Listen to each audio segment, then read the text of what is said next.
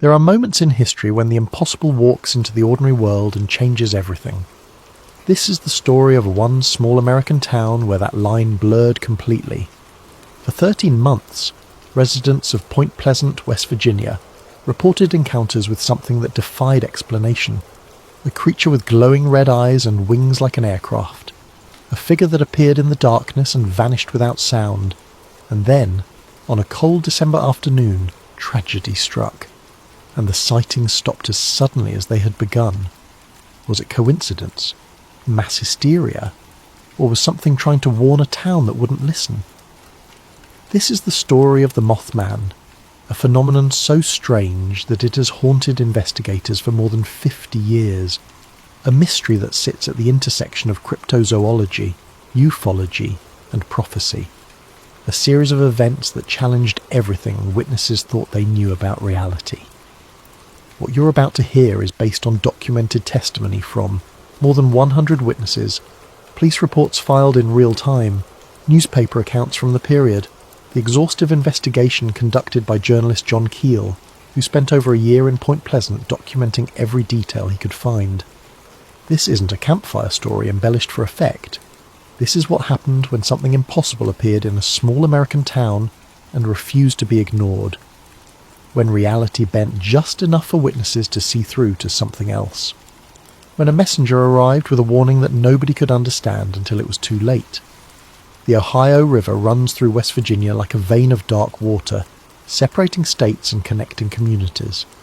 In November of 1966, that river bordered a town that was about to become famous for all the wrong reasons. A town where something with wings and burning eyes would appear night after night, creating a pattern of fear and strangeness that would end only when tragedy claimed 46 lives, in a single catastrophic moment. This is Point Pleasant. This is the Mothman. And this is what happened when the impossible refused to stay hidden. Chapter 1. The First Encounter. The night of November 15, 1966 was unseasonably warm for late autumn in West Virginia. The temperature had climbed into the mid-60s during the day, and even after sunset the air remained mild. Two young couples, Roger and Linda Scarberry, and Steve and Mary Mallett, were driving near an abandoned World War II munitions plant just outside Point Pleasant. The area, known locally as the TNT area, had been closed since the end of the war, its network of concrete bunkers and storage igloos left to decay among the overgrown fields. They were looking for friends, driving the quiet back roads that wound through the old industrial site. Roger was at the wheel of his car, a Chevrolet that he kept in good condition. Linda sat beside him in the passenger seat. Steve and Mary were in the back talking quietly about their plans for the coming week. It was meant to be an ordinary night, a casual drive through familiar territory, nothing more. But as Roger guided the car past one of the massive concrete domes that dotted the landscape, Linda saw something that made her grip the dashboard hard enough that her knuckles went white. Near the entrance to an old power plant, two enormous red lights hovered in the darkness. At first, she thought they might be reflections, maybe tail lights from another vehicle, or some trick of the moon. But these lights weren't reflecting anything. They had depth. They had presence. They glowed with their own internal illumination, steady and unwavering in the night air. And they were eyes. Roger slowed the car instinctively, his foot easing off the accelerator as he tried to process what he was seeing. The lights didn't move. They remained fixed in position, roughly 6 feet off the ground, separated by a distance that suggested they belonged to something large, something that was watching them. Then the shape around those eyes became visible, a figure standing upright in the shadows near the power plant entrance, taller than any man Roger had ever seen, at least 6.5 feet, maybe 7. Its body was grey and muscular, humanoid in basic structure but wrong in every proportion. The torso was too thick, the limbs were too long, and there was no visible neck. The head seemed to sit directly on the shoulders, creating a silhouette that violated every expectation of how a standing figure should look. Steve leaned forward from the back seat, his voice barely a whisper. "What is that?" Nobody answered. They were all staring at the same impossible thing. The creature shifted its weight, and that simple movement revealed something even more disturbing. From its back rose wings, massive appendages that had been folded against its frame, but were now becoming visible in the dim light. They weren't feathered like a bird's wings. They had a leathery quality like the wings of a bat, but impossibly large.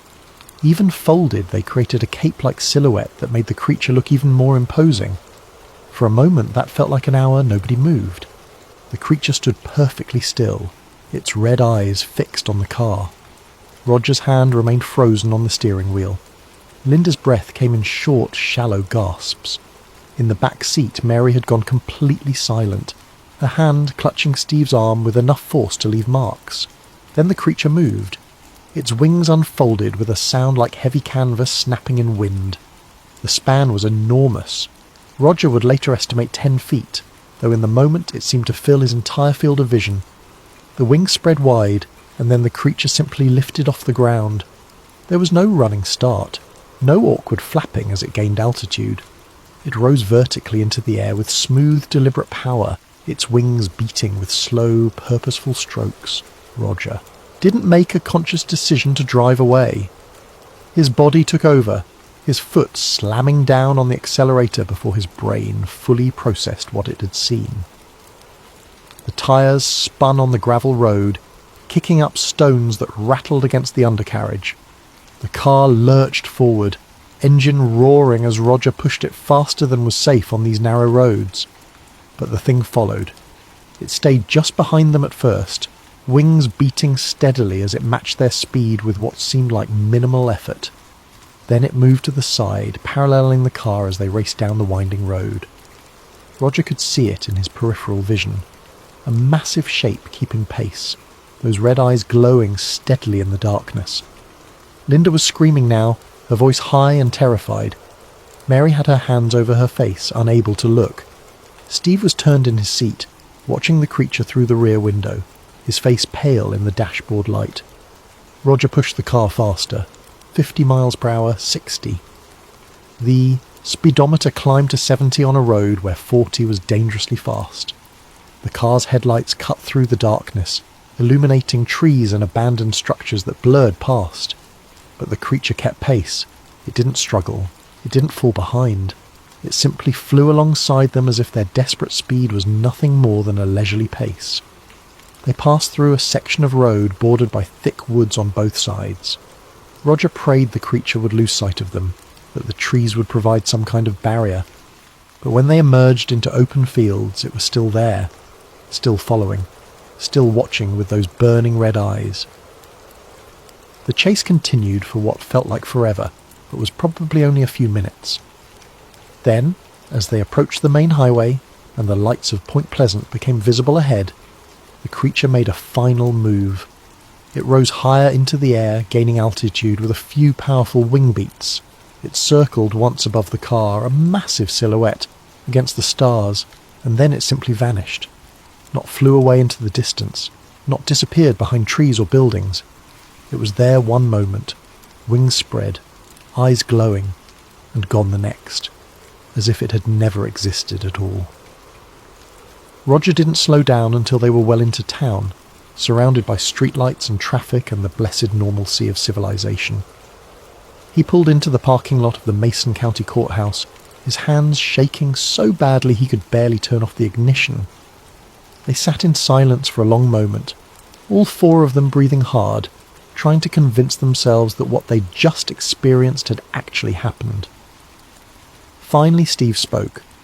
"We need to tell someone." Deputy Millard Halstead was on duty that night, working the evening shift at the courthouse. He'd been a law enforcement officer for over a decade, and he'd heard his share of strange reports. But when the four young people walked into his office just after midnight, he could see immediately that something had genuinely terrified them. Roger Scarberry's hands were still trembling. Linda's face was tear-streaked and pale. Steve kept running his hand through his hair, a nervous gesture he seemed unable to control. Mary hadn't said a word since they'd arrived, just sat in the chair Halstead offered her and stared at the floor. They were scared. Not drunk, not high, not pulling a prank. They were genuinely, profoundly frightened by something they'd seen. Halstead took their report with the seriousness it deserved. He knew these people. Roger worked construction jobs around town. He was a solid, reliable guy who showed up on time and did good work. Steve Millett was employed at a local plant, married, starting a family. These weren't troublemakers or attention seekers looking to cause a stir. These were ordinary people who had encountered something extraordinary. He took detailed notes as they described what they'd seen, the location near the old power plant at the TNT area. The creature's appearance, humanoid but wrong, with massive wings and glowing red eyes. The way it had moved, lifting straight up into the air, matching their car's speed effortlessly, disappearing without flying away. When they finished their account, Halstead made a decision that would prove significant. He drove out to the TNT area himself that night, taking another deputy with him. They brought high-powered flashlights and searched the area around the power plant where the creature had first been seen. They found nothing. No creature, no footprints, no physical evidence of anything unusual. The old power plant stood silent and abandoned, its windows broken and its machinery long since removed. The only sounds were the wind moving through the trees and the distant hum of traffic from the highway. But Halstead filed an official report nonetheless. He documented the sighting with precise detail, noting the time, the location, the description provided by all four witnesses, and his own search of the area. He treated it as he would any legitimate incident, because as far as he could tell, it was legitimate. These people had seen something. They couldn't all be mistaken. They couldn't all be lying. The report went into the official record. A creature with wings and glowing red eyes. Something that could fly at 70 miles per hour. Something that watched from the darkness at the edge of town. By sunrise, the story had spread through Point Pleasant like wildfire. People talked about it at breakfast diners and coffee shops. They discussed it at work and in passing on the street. The reactions were mixed. Some people dismissed it as nonsense, but many others listened with interest and concern. Point Pleasant was a small town. When 4 residents reported something this strange, people paid attention. Within 48 hours, a reporter from the local newspaper, the Point Pleasant Register, had interviewed the witnesses and written an article. The headline read, "Couple see man-sized bird, creature, something." The article treated the report seriously, noting that the witnesses were credible and that law enforcement had taken the matter seriously enough to investigate. The story was picked up by regional papers, then by wire services. Within a week, Point Pleasant was receiving attention from newspapers across the country. The creature needed a name, and a reporter at the Ohio newspaper came up with one inspired by a Batman villain that had recently appeared on television. Mothman. The name stuck, and the sightings were just beginning. Chapter 2. The TNT area. To understand why Point Pleasant became the centre of this phenomenon, you have to understand the TNT area. The location wasn't just an abandoned industrial site. It was a sprawling complex with a dark history that stretched back to America's involvement in World War II. In 1942, as the United States mobilized for war, the federal government identified a need for massive increases in explosive production. They chose a site just outside Point Pleasant, West Virginia, for a new facility that would manufacture TNT on an unprecedented scale. The location was ideal, close to the Ohio River for shipping, near rail lines for transport, and remote enough that accidents wouldn't threaten major population centres. Construction began immediately. The West Virginia Ordnance Works, as it was officially known, covered several thousand acres of former farmland and forest. The facility included manufacturing buildings, storage bunkers, administrative offices, worker housing, and an extensive network of roads connecting all the components. The storage bunkers, called igloos because of their distinctive dome shape, were engineering marvels designed to contain explosive materials safely. Each igloo was a massive concrete structure, partially buried in artificial hillsides with reinforced doors and ventilation systems designed to prevent accidental detonation. At peak operation, the facility contained hundreds of these storage units, each one capable of holding tons of high explosives. Thousands of people worked at the ordnance facility during the war. They manufactured TNT, processed chemical compounds, loaded munitions, and maintained the complex machinery required for industrial-scale explosive production. The work was dangerous. There were accidents, chemical burns, explosions, injuries from heavy machinery. But the facility operated around the clock, producing the material that would fuel the Allied war effort. When the war ended, the facility was decommissioned. The manufacturing equipment was removed or dismantled. The workers dispersed. The administrative buildings were emptied. But the igloos remained, too massive and too expensive to demolish. They were simply sealed and abandoned. By the 1960s, the TNT area had become a strange landscape of industrial ruins. The concrete igloos dotted the fields like ancient burial mounds. The roads had cracked and been reclaimed by weeds. The administrative buildings had been vandalised, their windows broken, and their interiors stripped of anything valuable. The entire site was officially restricted. No trespassing signs were posted, and occasionally police would patrol. But it was impossible to truly secure thousands of acres of empty land. Local teenagers used the area for parties. Hunters knew the deer were plentiful in the abandoned fields. Couples sometimes drove the back roads for privacy. Everyone in Point Pleasant knew the TNT area, and despite the official restrictions, many people had been there at one time or another. But the area had always had a reputation for strangeness. Even before the Mothman sightings began, people reported unusual experiences there. Lights moving between the igloos at night, not flashlights or vehicle headlights, but unexplained illumination that seemed to float through the air. Strange humming, or vibrating sounds that seemed to come from underground, as if machinery was still operating in sealed spaces below the surface. The feeling of being watched when walking through the ruins, even when no one else was visible. Some of this could be explained. The bunkers were connected by underground tunnels. Some people claimed there was an entire network of passages beneath the surface, though this was never officially confirmed. Animals made dens in the abandoned structures. The wind created odd acoustics when it moved through broken buildings and concrete passages. But the reputation persisted. The TNT area was a place where things felt wrong. After the Scarberry Mallet sighting, investigators began examining why so many encounters with the Mothman occurred at or near this location. The bunkers provided shelter. If the creature was physical, it could hide in the sealed igloos or the underground tunnels. The remote location offered privacy. The creature could move through the area without constant human observation. The proximity to the Ohio River provided access to water and potentially to a wider range of territory if the creature could fly.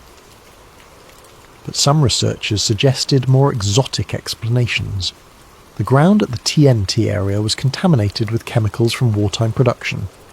Decades of TNT manufacturing had left residues in the soil and groundwater, compounds that could affect both human perception and potentially attract or enable unusual phenomena. Some theorists pointed to reports of radioactive materials having been stored at the facility during the war, though documentation of this was scarce. Others noted the electromagnetic properties of the location. The Ohio River Valley was known for unusual lightning activity. The limestone geology of the region could create piezoelectric effects under stress. The presence of underground water and metal infrastructure might create electromagnetic anomalies. If the Mothman phenomenon was somehow related to unusual energy fields or dimensional boundaries, the TNT area might provide ideal conditions. John Keel, who had arrived to investigate a few weeks after the first sighting, noted that the TNT area functioned almost like a stage set. The massive concrete structures provided dramatic backdrop. The open fields between igloos offered clear sightlines for witnesses. The darkness between structures created pockets of shadow where something could appear and disappear. It was, he observed, almost perfectly designed for a phenomenon that wanted to be seen but not captured or examined closely. The igloos themselves were deeply unsettling even in full daylight. They rose from the hillsides like ancient temples, their concrete surfaces weathered and stained. The steel doors were massive, designed to contain explosive force, and many had rusted partially open or been torn away entirely. Inside, Darkness stretched back into artificial caves that smelled of decay, dampness and lingering chemicals. Some igloos had collapsed partially, their concrete shells cracked open to reveal the rebar reinforcement within. Others remained intact but ominous, their interiors invisible from the outside. At night, the TNT area became something else entirely. The lack of artificial light meant true darkness, the kind that city dwellers rarely experience. The stars were visible in stunning clarity, but they only made the ground-level shadows deeper. The concrete igloos became indistinct shapes in the blackness. The trees along the access roads rustled with movements that could be wind or animals, or something else entirely. And after November 15, 1966, dozens of people would report seeing the Mothman in this landscape, standing atop the igloos with wings spread, crouched near the entrances to the underground bunkers, moving between structures with fluid, inhuman grace. Always watching, always visible just long enough to be seen clearly, always vanishing before anyone could get close enough to verify what they were actually looking at. The creature had found its territory, or perhaps the territory had called to the creature. Either way, the TNT area and the Mothman would become forever linked in the public imagination, a place where reality bent and something impossible made itself known. Chapter 3. Sightings multiply. Within days of the first report making the newspapers, more witnesses came forward. Not just young couples driving at night, but residents from all walks of life who had seen something they couldn't explain. Some had encountered the creature before the Scarberry Mallet sighting, but had been too frightened or embarrassed to report it. Others were having experiences in the aftermath, as if the creature was becoming more active or more visible. The descriptions were remarkably consistent across different witnesses who had no contact with each other. Height consistently estimated between 6 and 7 feet when the figure stood upright. Colouring described as grey or brownish grey, sometimes with a slightly metallic sheen in certain light. Muscular build with clearly defined limbs, but proportions that were distinctly non-human. The torso was described as thick and powerful. The arms were long. Witnesses noted that when the creature stood with arms at its sides, the hands hung past where human hands would reach. But the most consistent elements were the wings and the eyes. The wings were universally described as massive. Conservative estimates put the wingspan at 10 feet, though some witnesses insisted they were larger. When folded, they created a cape-like silhouette down the creature's back. When extended, they blocked out significant portions of sky or background structures. Witnesses struggled to describe the texture. Some said leathery like a bat, others said more like folded fabric. Still others couldn't categorize it at all beyond not feathers. And the eyes, every witness mentioned the eyes. They were large, much larger than human eyes, and positioned in what seemed like a standard facial arrangement, though many witnesses noted that they couldn't see other facial features clearly. The eyes glowed red, not reflected light the way animal eyes shine when caught in headlights. These eyes produced their own illumination, glowing with internal light that remained constant regardless of external lighting conditions. The psychological effect of those eyes was profound. Multiple witnesses described feeling hypnotized or frozen when the creature looked directly at them. Several people reported that the eyes seemed to convey intelligence, not animal cunning, but actual awareness and thought. One witness said the eyes felt ancient and knowing. Another described them as looking through me, not at me. The encounters followed geographical and temporal patterns that would become significant to later analysis. The creature appeared most frequently in the TNT area, but sightings extended across a wider region. It was spotted along the Ohio River waterfront, near the Point Pleasant power plant, in residential neighborhoods on the outskirts of town, along Route 62 heading north, at intersections where power lines crossed the road. Temporarily, sightings clustered in the evening and nighttime hours, between dusk and midnight most commonly, though there were reports from as late as 3 or 4 in the morning. But there were also several daylight encounters, which complicated theories that the creature was purely nocturnal, or that witnesses were mistaking known animals in darkness. The behaviour patterns were equally consistent and equally strange. The creature didn't attack. Despite dozens of close encounters over the coming months, no one was ever physically harmed by the Mothman. It didn't approach people aggressively. It didn't make threatening gestures. It simply appeared and watched. Sometimes it would follow cars as it had followed the Scarberries and mallets. These pursuit incidents were particularly terrifying for those who experienced them. The creature would pace vehicles at high speeds, 60, 70 miles per hour, apparently without effort. Witnesses described its flight as smooth and effortless, with slow wing beats that seemed insufficient for the speed it maintained. Some pursuers reported that the creature would fly alongside the car close enough that they could see details of its form. Others said it stayed behind the vehicle, visible in the rearview mirror, its eyes glowing steadily in the darkness. Other times the creature would be spotted stationary, standing on a rooftop, perched on a power line, positioned atop one of the TNT igloos. In these encounters it would remain motionless for extended periods, sometimes several minutes, giving witnesses ample time to observe. Then it would depart, sometimes flying away with visible wing beats, other times simply ceasing to be there. Multiple witnesses described this. Instantaneous disappearance. The creature would be clearly visible one moment and completely gone the next, with no transition period and no visible departure. The sounds associated with the creature were minimal and inconsistent.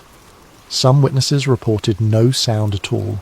The creature flew silently, its wing beats producing no audible noise. Others described a faint rustling or whooshing sound when the wings moved. A few reported hearing a high-pitched shriek or squeak, though this was less common and might have been from other sources. No witness ever reported the creature making human-like vocalizations or attempting to communicate through sound. Physical evidence was frustratingly absent. No footprints were found, despite searches of areas where the creature had been seen standing. No feathers or fragments were recovered. No photographs captured clear images. Cameras of the era required good lighting and steady subjects, and the Mothman appeared in darkness and moved unpredictably. Several people attempted photographs, but the results were either too dark to show detail or too blurry to be useful. On November the 17th, just 2 days after the Scarberry Mallet encounter, a volunteer firefighter named Harold Stanton reported seeing the creature in his backyard. He was letting his dog out just before midnight when the animal began barking frantically at something near the tree line. Stanton stepped outside with a flashlight and swept the beam across his property. The light caught red eyes 20 feet away. The creature was standing upright near a large oak tree, wings folded against its back. For several seconds Stanton and the creature stared at each other. Then the Mothman unfolded its wings. Stanton would later say they extended to at least 12 feet, and lifted straight up into the air. It cleared the tree line and disappeared into the night sky. The entire encounter lasted perhaps 15 seconds, but Stanton was shaken enough that he called the sheriff's department to report it. On November 24, a young woman named Connie Carpenter had an encounter that would haunt her for the rest of her life. She was driving home from her parents' house, taking a route that passed near the TNT area. It was around 9 in the evening, fully dark, and the road was empty of other traffic. As she rounded a curve, something large and grey dropped from the sky and landed on the road directly ahead of her car. She slammed on the brakes, her tyres squealing as the vehicle shuddered to a stop. The creature stood in her headlight beams, facing her. Its wings were spread partially, creating a shape that filled the width of the narrow road. Its eyes reflected her headlights with that distinctive red glow. Carpenter sat frozen, her hands locked on the steering wheel, unable to move. The creature took several steps toward her car. She would later describe its gait as awkward but powerful, like something that wasn't designed for walking but could do so when necessary. It approached within 10 feet of her front bumper. Then it simply stepped aside, moved to the shoulder of the road, and with several powerful wing beats launched itself back into the air. Carpenter sat in her stopped car for several more minutes, crying and shaking, before she could compose herself enough to drive home. These were just a few of the encounters during those first weeks. The Point Pleasant Register was documenting as many reports as possible, and Mary Heyer, the paper's lead reporter on the story, was quickly becoming overwhelmed by the volume of accounts. People called her office constantly. Some wanted to report sightings, others wanted information about what was happening. Still others were terrified and looking for reassurance that something was being done. The Mason County Sheriff's Department was receiving calls as well. Some were clearly pranks, teenagers calling in false sightings as jokes. But many were legitimate reports from frightened residents who had seen something they couldn't explain. Deputies found themselves driving out to investigate sighting locations multiple times per night, though they never found the creature themselves. The attention from outside media intensified. Reporters from Charleston and Huntington arrived to interview witnesses and tour the TNT area. Television crews came from as far away as Pittsburgh. The Associated Press picked up the story, and suddenly Point Pleasant was national news. A small West Virginia town was being visited by something impossible, and the world was paying attention. The reactions among townspeople varied widely. Some embraced the attention and the uniqueness of the situation. The local business community saw opportunity. Restaurants and motels were filling with visiting reporters and curious tourists. Others were deeply uncomfortable with the spotlight, feeling that their town was being made to look foolish or backward. But the fear was real and widespread. Parents kept children indoors after dark. Schools noticed decreased attendance at evening activities and sporting events. Gun sales increased at local sporting goods stores as people sought protection against an unknown threat. Some residents installed additional outdoor lighting. Others avoided driving alone at night, especially near the TNT area. The creature seemed utterly indifferent to the disruption it was causing. The sightings continued with the same frequency and the same patterns. It appeared, it watched, it vanished. And with each new encounter, the mystery deepened. What was this thing? Where had it come from? What did it want? And most disturbingly, why Point Pleasant? Those questions would attract the attention of a journalist who specialised in exactly these kinds of unexplained phenomena. A man who would spend the next 13 months documenting every detail of the Mothman encounters and developing theories that would challenge conventional understanding of reality itself. His name was John Keel, and his arrival in Point Pleasant would transform the investigation from local mystery to national phenomenon. Chapter 4. John Keel enters the story. John Alver Keel was not a typical paranormal investigator. Born in 1930, he had worked as a journalist, radio scriptwriter, and author specialising in unusual phenomena. By the mid-1960s, he had established himself as one of the more serious researchers in the field of UFOs and unexplained events. Unlike many investigators who approached these topics as true believers or determined debunkers, Keel maintained a position of informed skepticism. He was willing to investigate with an open mind, but he demanded evidence and looked for patterns rather than accepting sensational claims at face value. When Keel heard about the Point Pleasant sightings in December of 1966, his initial interest was professional curiosity. Strange creature reports weren't uncommon, and most could be explained as misidentification, hoaxes, or exaggeration. But something about the Point Pleasant case intrigued him. The number of witnesses was unusually high. The consistency of descriptions across independent reports suggested something more than mass hysteria, and the involvement of law enforcement, who were taking the reports seriously rather than dismissing them, indicated this wasn't a simple prank or media invention. Keel arrived in Point Pleasant in mid-December, expecting to spend perhaps a week gathering information for an article. He checked into a local motel, contacted the newspaper to review their files, and began the methodical process of interviewing witnesses. What he found surprised him. The witnesses were credible. Roger and Linda Scarberry, Steve and Mary Millette. These weren't attention seekers or people prone to making up stories. They were genuinely traumatized by what they had experienced. Keel had interviewed enough false witnesses over the years to recognize the difference between fabrication and authentic experience.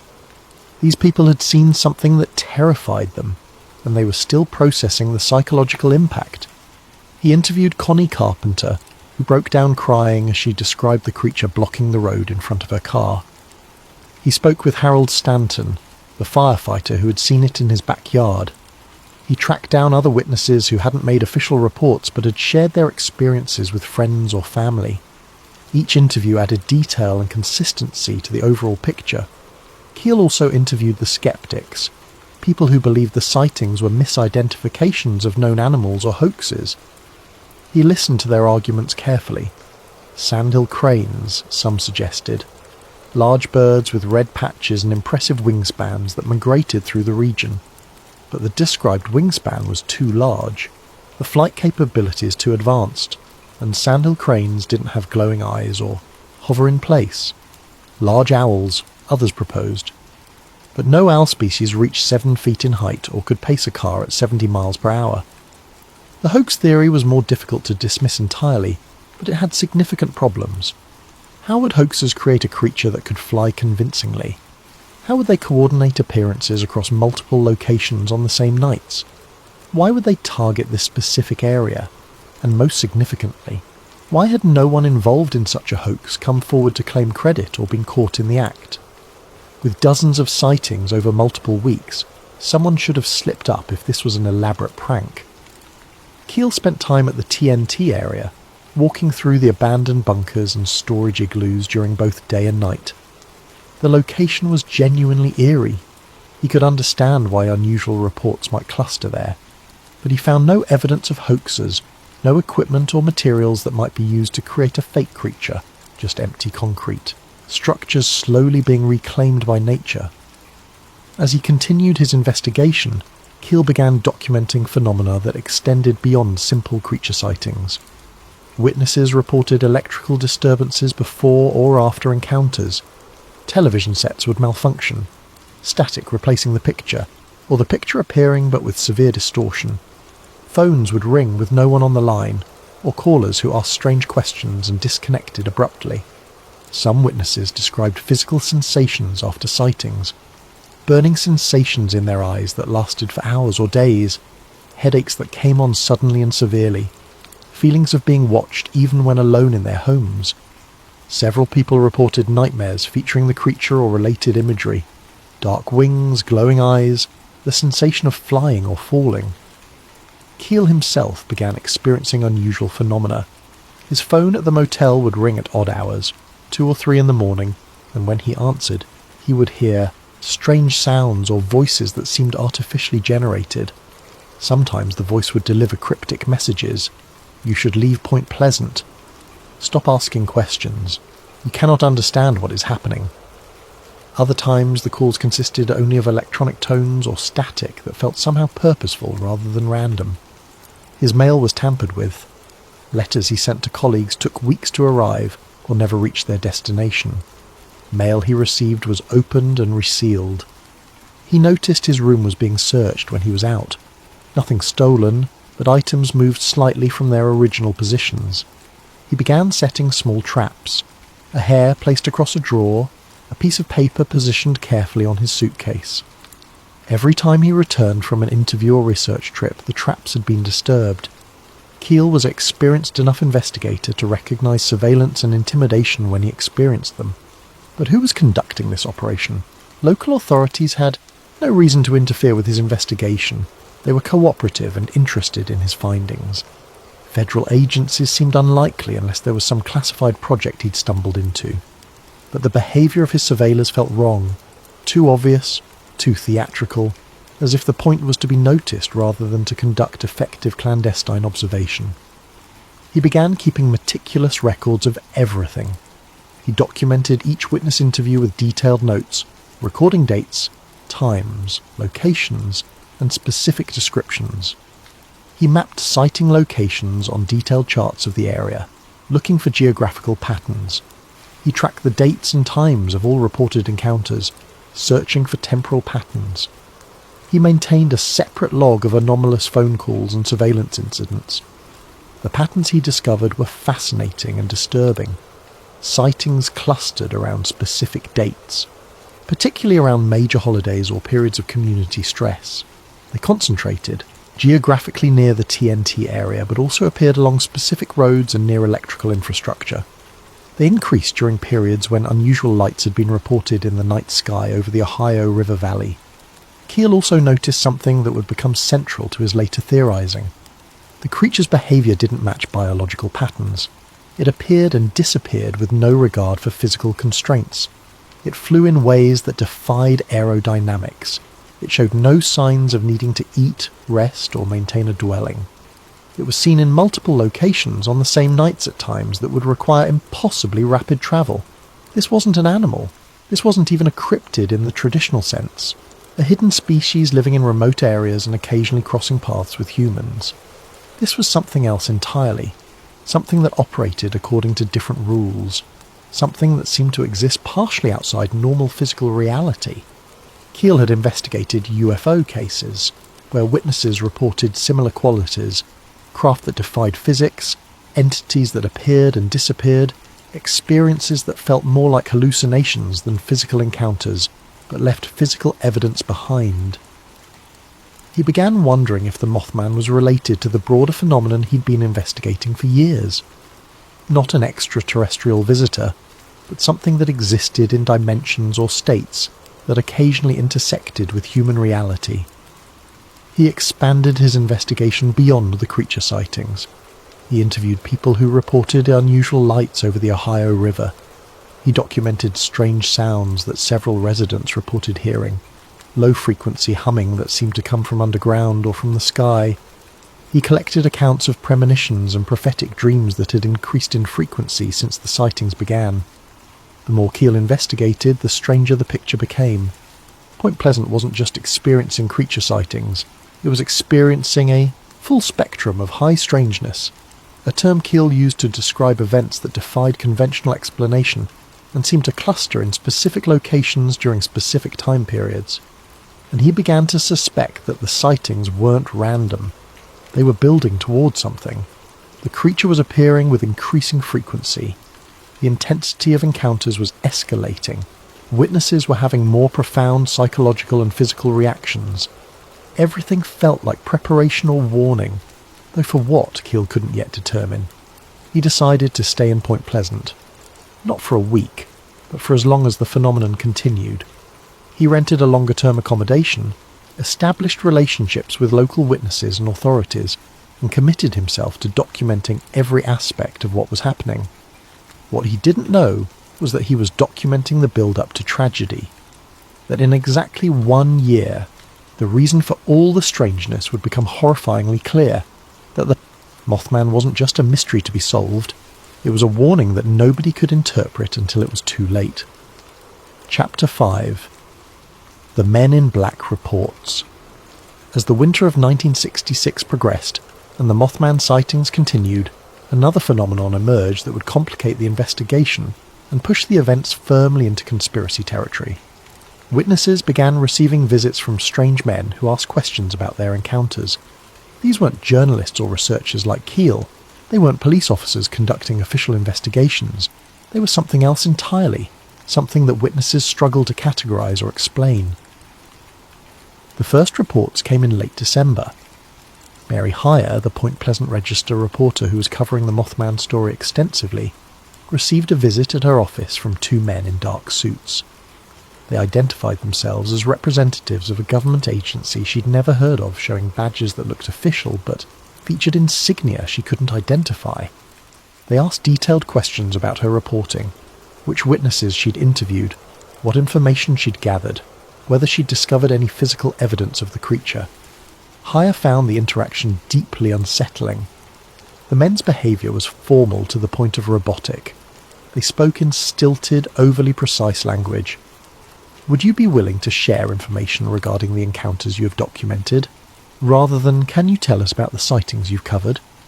Their facial expressions were fixed and unnatural. They didn't blink with normal frequency. When she offered them water, a basic courtesy in her office, one of the men picked up the glass and stared at it as if he'd never seen such an object before, holding it but never drinking. The visit lasted perhaps 20 minutes, during which the men asked questions that became increasingly bizarre. They wanted to know if she'd experienced any unusual dreams, whether her electrical devices had malfunctioned, if she'd received any strange phone calls. The questions felt less like investigation and more like evaluation, as if they were testing her responses rather than seeking information.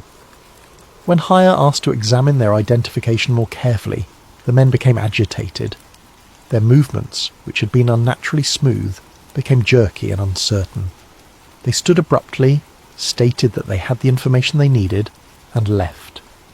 She watched through her office window as they climbed into a black sedan with darkly tinted windows and no visible license plates. Connie Carpenter, the young woman who had encountered the Mothman on the road near her home, received a visit that was even more disturbing. Two men arrived at her door late one evening after dark. They wore black suits that seemed outdated in style, cut in a way that suggested the 1940s or 50s, rather than the contemporary 1960s. They wore dark glasses despite the nighttime hour. Their faces were pale to the point of appearing bloodless. They identified themselves as Air Force investigators looking into unusual phenomena reports. They asked her to describe her encounter in exhaustive detail, wanting to know not just what she'd seen, but what she'd felt, what she'd thought, whether she'd experienced any physical symptoms afterward. They asked if she'd told many people about the encounter, whether she planned to speak to media again, whether she believed what she'd seen was real. The questions became stranger. They asked about her family history, her medical background, whether she'd ever experienced missing time or unexplained gaps in her memory, whether she believed in life on other planets. The conversation felt less like an official investigation and more like an interrogation designed to determine something about her personally. When Carpenter's husband returned home unexpectedly and entered the room, the men's demeanour changed dramatically. They became visibly uncomfortable, their previously formal composure cracking. They moved toward the door with hurried, awkward movements. One of them stumbled slightly, as if unfamiliar with the basic act of walking. They left abruptly, climbing into a dark vehicle that drove away with unusual speed. Carpenter and her husband immediately noted strange details about the visit. The men had left no business cards. The vehicle had no visible plates or identification. The Air Force identification they'd shown hadn't included names, just badge numbers that seemed too long, 8 or 9 digits rather than the standard format. And most disturbingly, when Carpenter later contacted the Air Force base nearest to Point Pleasant to verify that investigators had been sent to interview her, the base had no record of any such visit. The pattern of these visits became clear as more witnesses came forward. The visitors always came in pairs or groups of 3.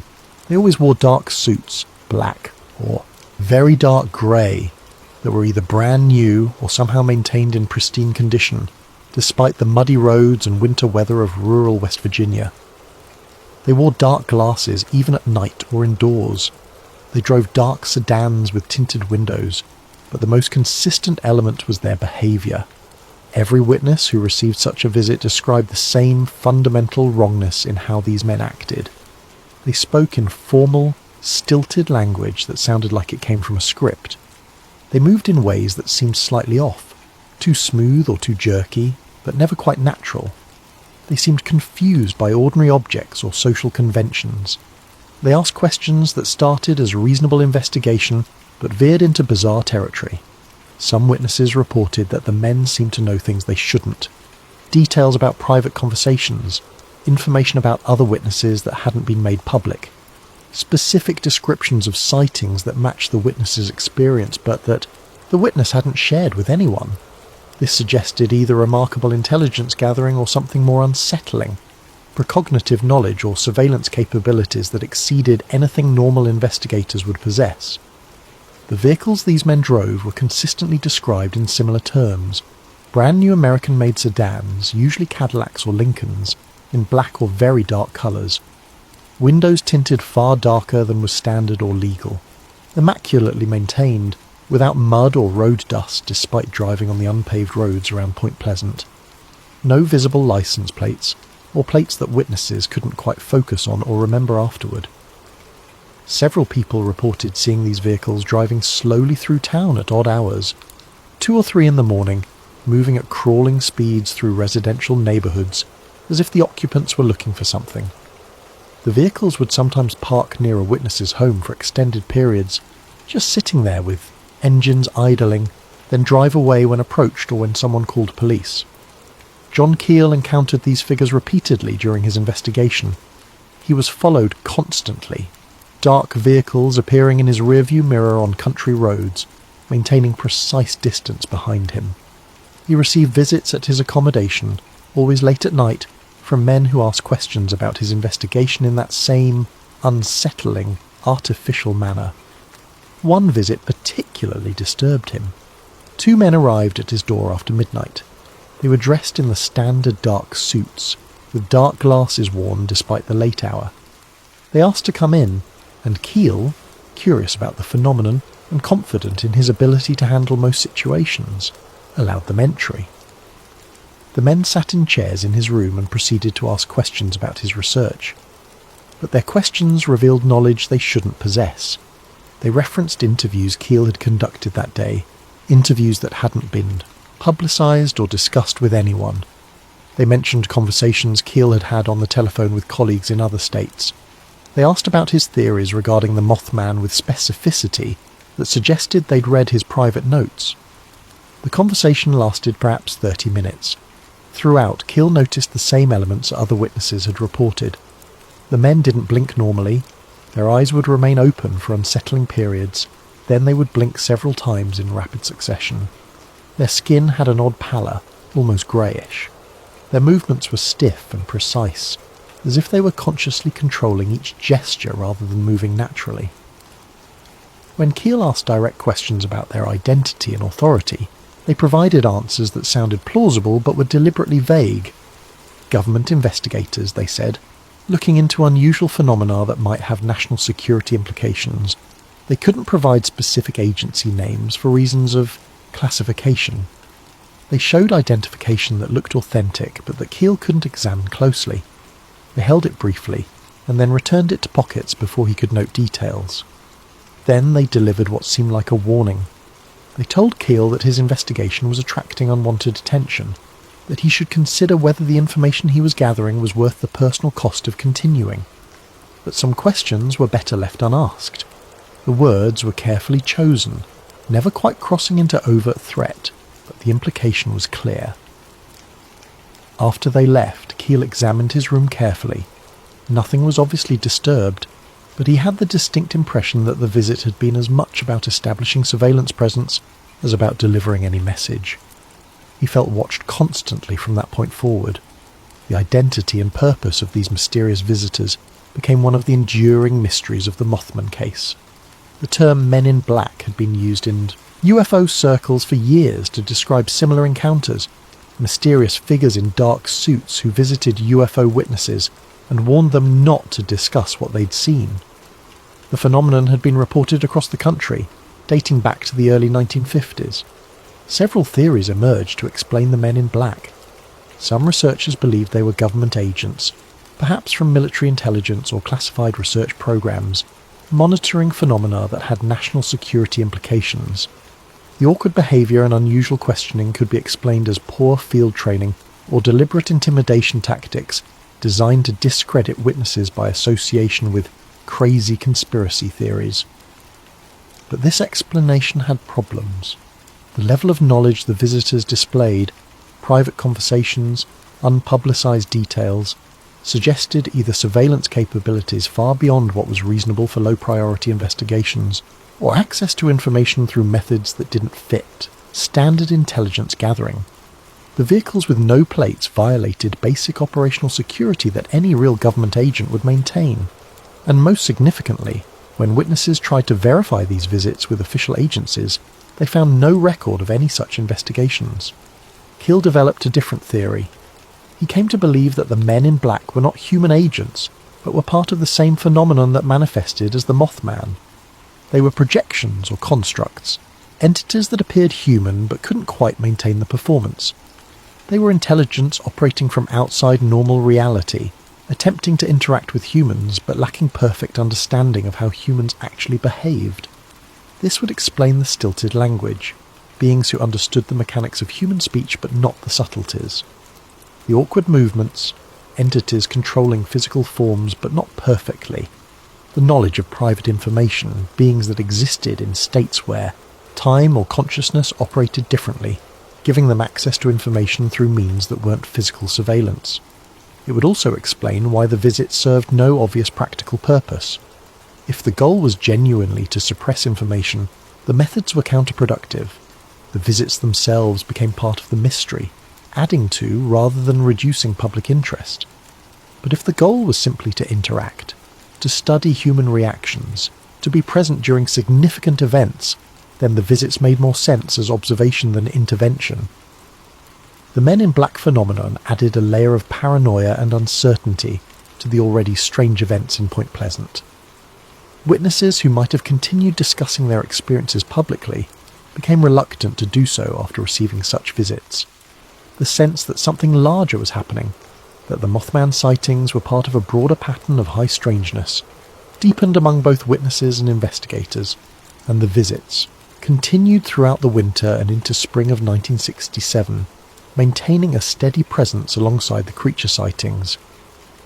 Whatever was happening in Point Pleasant had attracted attention from entities or agencies that operated outside normal channels of authority and understanding.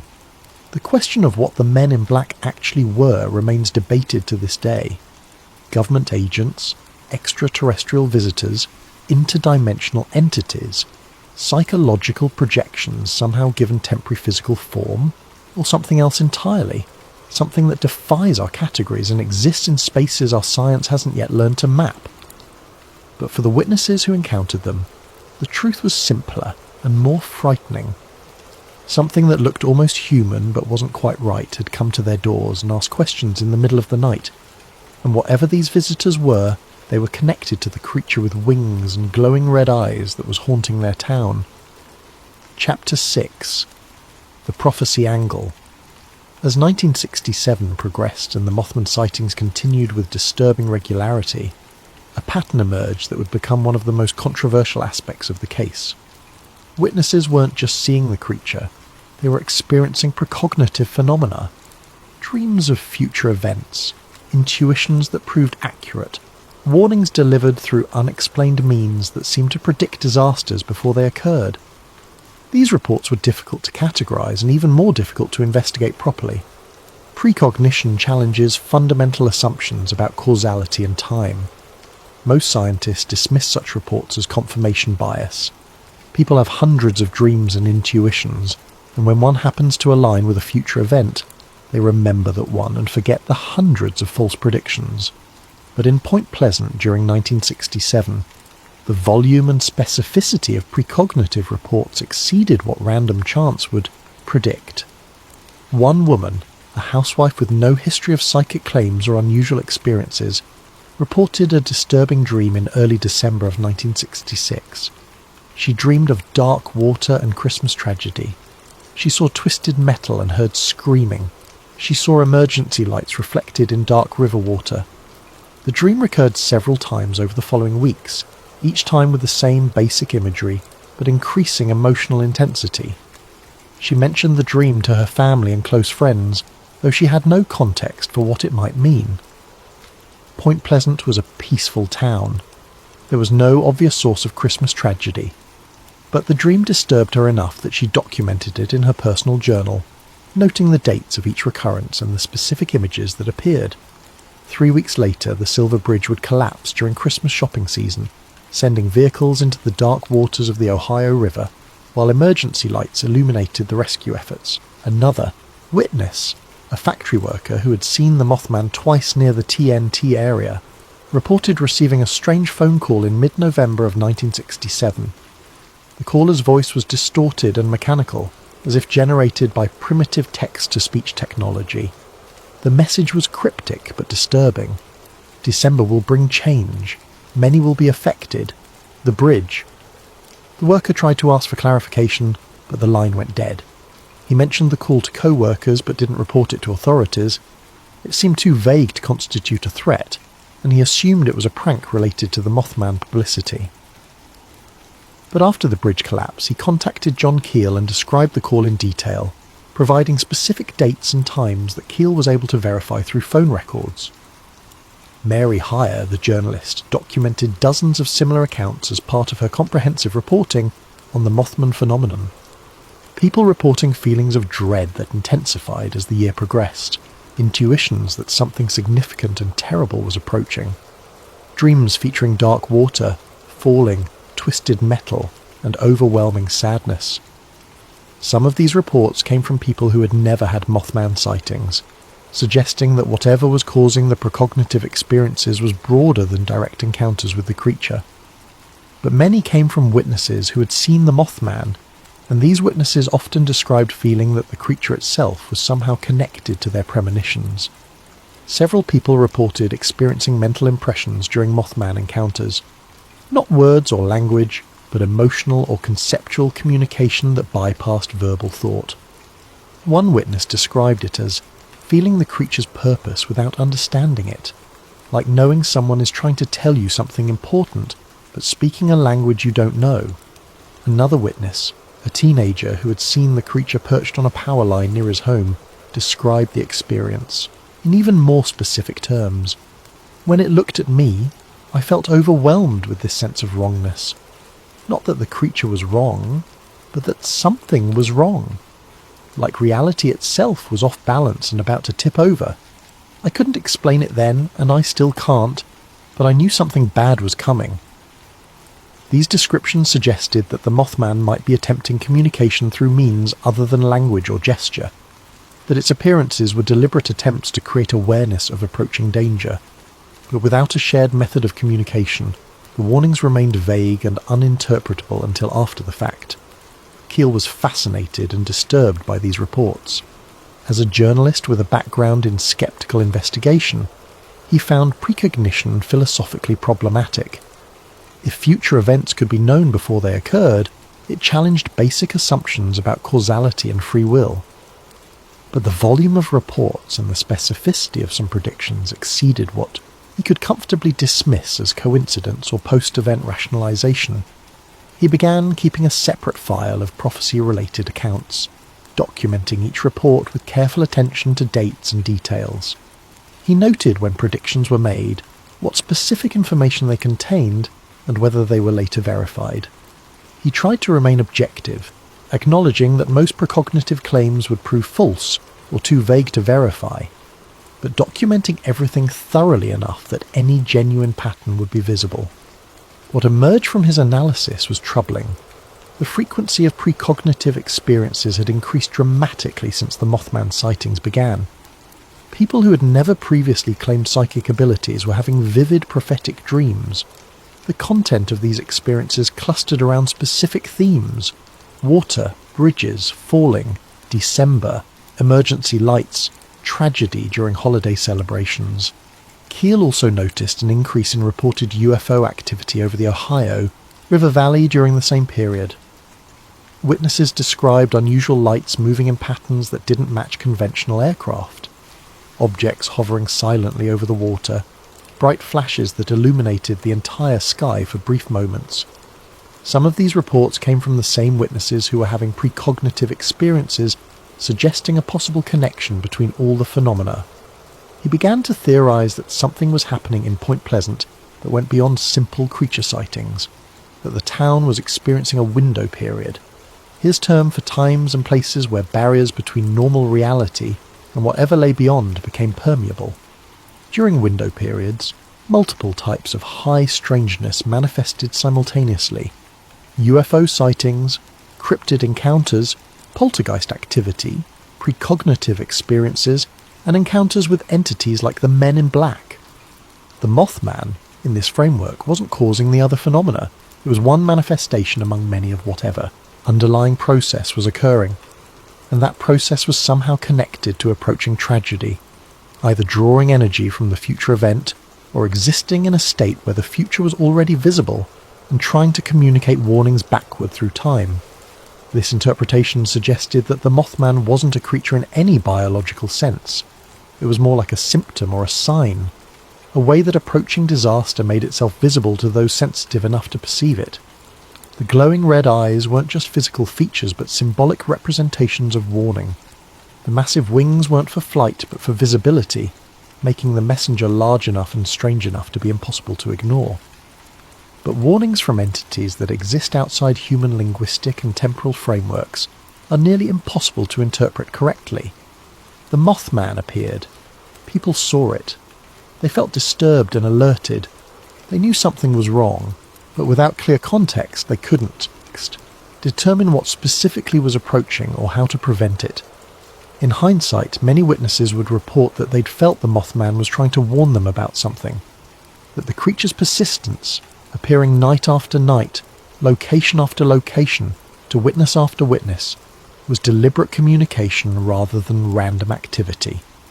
That if they'd been able to properly interpret what they were seeing and feeling, they might have understood that the bridge was dangerous, that December 15th was going to bring tragedy, that 46 people would die if nobody acted. But prophecy without clear translation is just anxiety, and by late 1967, as winter approached and the anniversary of the first sighting drew near, that anxiety was building toward a breaking point. Something terrible was coming. The Mothman had been trying to warn them for 13 months, and time was running out. Chapter 7. The Silver Bridge Collapse. December 15th, 1967. Friday afternoon, the week before Christmas. Point Pleasant was busy with holiday shoppers and workers finishing their shifts before the weekend. The downtown stores were decorated for the season. Families were finalising plans for Christmas celebrations. The mood in town was festive despite the undercurrent of unease from 13 months of Mothman sightings. The Silver Bridge stood as it had for nearly 40 years, a suspension bridge connecting Point Pleasant, West Virginia to Gallipolis, Ohio, across the Ohio River. The structure was an engineering marvel of its era, built in 1928 using an innovative I-bar chain design. Instead of cables supporting the roadway, massive steel bars linked together like a giant chain bore the weight of the bridge and everything crossing it. Route 17, a major regional highway, crossed the Ohio River via the Silver Bridge.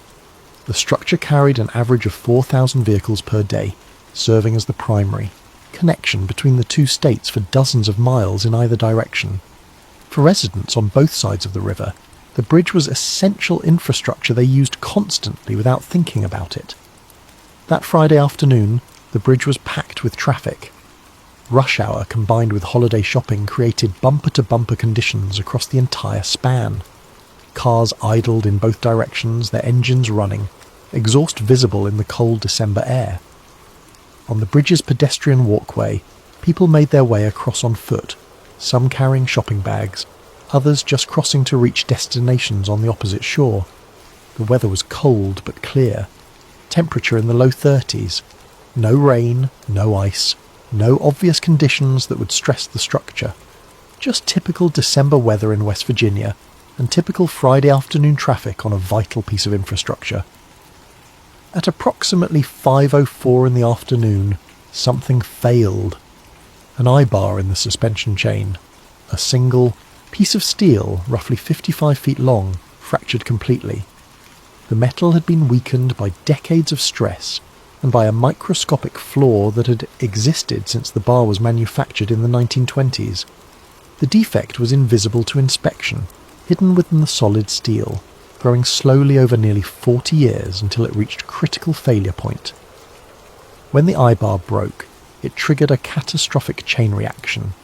The load previously carried by that single bar redistributed to adjacent bars, overloading them instantly. Those bars failed within seconds. The suspension chain separated, releasing one side of the roadway from its support. The bridge didn't collapse slowly. There was no gradual sagging that would have given drivers time to stop or pedestrians time to run. The roadway dropped from beneath vehicles in sudden, violent motion. The entire structure twisted and fell apart in approximately 1 minute from initial failure to complete collapse. Witness accounts from shore described a scene of unimaginable horror. The bridge roadway broke into sections, each piece falling toward the river at different angles. Vehicles toppled into the water, some falling straight down, others sliding as sections tilted before breaking completely. The sound was overwhelming. Screaming metal, breaking concrete, car horns, engines revving uselessly, and human voices crying out in terror and confusion. 75 vehicles were on the bridge when it collapsed. More than 100 people, drivers and passengers were on the structure. The river below was the Ohio in winter, cold enough that survival time in the water was measured in minutes. The current was strong enough to sweep wreckage and victims downstream. The impact of vehicles hitting water from significant height was often immediately fatal. Emergency responders arrived within minutes to find chaos beyond anything they'd trained for. Point Pleasant was a small town with limited emergency services. The scale of disaster overwhelmed available resources immediately. Rescue boats launched into the freezing river, searching for survivors among the wreckage. Divers prepared to search submerged vehicles. Medical personnel set up triage areas on both shores. Some people survived the initial collapse through chance or position. Vehicles near the edges of the bridge landed on partially collapsed sections of roadway, rather than in deep water. Some drivers were able to escape their vehicles and swim to shore before hypothermia set in. Others were pulled from the water by quick-thinking rescuers who launched private boats before official emergency services arrived. But many others didn't survive. Vehicles trapped underwater with occupants unable to escape before the cold water induced unconsciousness. Bodies swept downstream by the current. Some recovered quickly, others not found for days or weeks. Impact trauma from the fall that killed instantly. Hypothermia that claimed victims who survived the initial impact but couldn't reach shore before the cold water stopped their hearts. The final death toll was 46 people. 18 vehicles remained submerged in the river for extended periods, requiring specialised recovery operations. Some bodies weren't recovered for weeks. The youngest victim was an infant. The oldest were elderly couples who had been crossing the bridge to reach Christmas shopping destinations. Point Pleasant, with a population of barely 5,000, went into shock. Nearly every family in town knew someone who had died or been injured. The scale of loss was devastating. Christmas celebrations were cancelled. Churches filled with grieving families. The small town newspaper struggled to document the scope of tragedy while dealing with its own grief. Several staff members had lost relatives in the collapse. Emergency declarations brought state and federal resources to assist with rescue and recovery operations. The National Transportation Safety Board dispatched investigators to determine the cause of collapse. Engineering teams arrived to examine the wreckage and understand exactly what had failed and why. Media from around the country descended on Point Pleasant, documenting both the tragedy and the recovery efforts, and the Mothman sightings stopped. Almost immediately after the disaster, the reports ceased. The creature that had been seen regularly for 13 months simply vanished. The TNT area returned to quiet abandonment. The strange phone calls ended. The men in black departed or stopped making themselves visible. Whatever had been present in Point Pleasant was gone. The correlation was impossible to ignore. For 13 months the creature had appeared with disturbing regularity, creating a pattern of high strangeness that had put the town on edge. Dozens of witnesses had reported encounters. Hundreds more had heard the reports and felt increasing unease. Then tragedy struck, swift, sudden, and devastating. And the phenomenon ended precisely when the disaster occurred. Was it coincidence? Or was there a connection that challenged everything witnesses thought they understood about reality, causality, and time? Chapter 8. Coincidence or correlation? In the immediate aftermath of the Silver Bridge collapse, investigators and engineers focused on determining the physical cause of failure. The National Transportation Safety Board conducted an exhaustive examination of the wreckage, recovering key structural components from the river and analysing them in detail. Their findings were conclusive and disturbing. The collapse resulted from the catastrophic failure of a single eye-bar in one of the suspension chains. The bar contained a microscopic defect, a tiny crack that had existed since the steel was manufactured in the 1920s. Over 40 years of constant stress, the defect had grown slowly, weakening the bar until it reached the point where it could no longer support the load. The defect was located in a position that made inspection nearly impossible. Visual examination wouldn't have revealed it. Standard inspection procedures of the era weren't designed to detect this type of internal flaw. The bridge had been inspected regularly and considered safe based on all available information and standard engineering practices. But in hindsight, warning signs had existed. The eye-bar design itself was known by the 1960s to have limitations. It created single points of failure where a single component breaking could trigger catastrophic collapse. Newer bridges used cable suspension systems with redundancy built in. Several engineers had suggested the bridge should be replaced with modern design. but budget constraints and the expense of such a project had delayed action. The collapse was preventable in the sense that if the defective eye-bar had been identified and replaced, the tragedy wouldn't have occurred. But with the technology and inspection protocols available at the time, there was no realistic way to have discovered the flaw before failure. The official explanation was thorough, scientifically sound, and based on physical evidence that could be examined and verified. It satisfied engineering requirements for understanding what had happened and preventing future similar failures.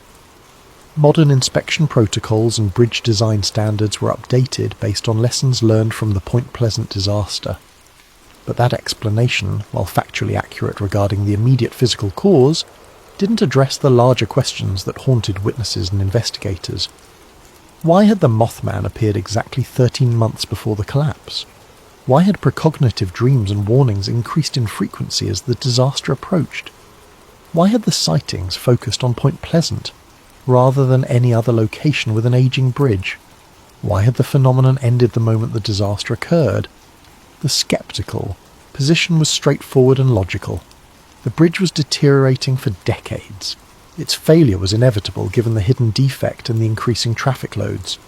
The Mothman was either misidentification of ordinary animals, perhaps sandhill cranes or large owls, or a combination of mass hysteria, media amplification, and a few genuine hoaxes. The timing was pure coincidence. Humans are pattern-seeking creatures who see connections where none exist, especially in the wake of tragedy. The precognitive dreams were either fabricated after the fact or were the statistically inevitable result of many people having many dreams, some of which would randomly align with future events.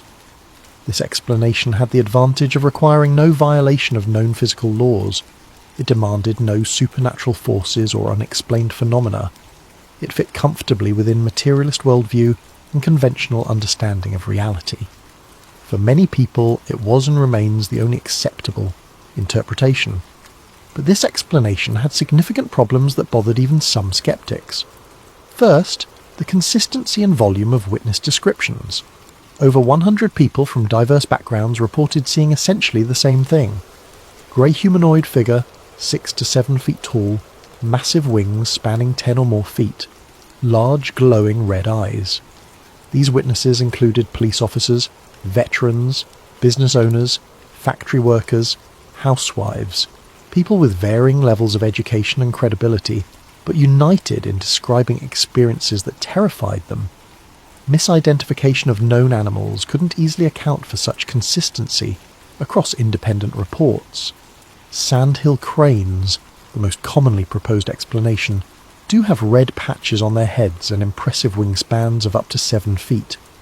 They migrate through the region, but they don't reach 7 feet in height. They can't fly at 70 miles per hour for extended distances. Their eyes don't glow red at night. The red patches are on their heads, not their eyes. They don't hover in place or vanish instantaneously. They're shy birds that avoid human contact rather than repeatedly appearing near populated areas. Second, the temporal pattern. The sightings began in November of 1966 and ended in December of 1967, a 13-month window that aligned precisely with the period before the collapse. The start date wasn't gradual. The phenomenon emerged suddenly with the Scarberry-Mallet encounter and immediately became frequent and consistent. The end date was similarly abrupt.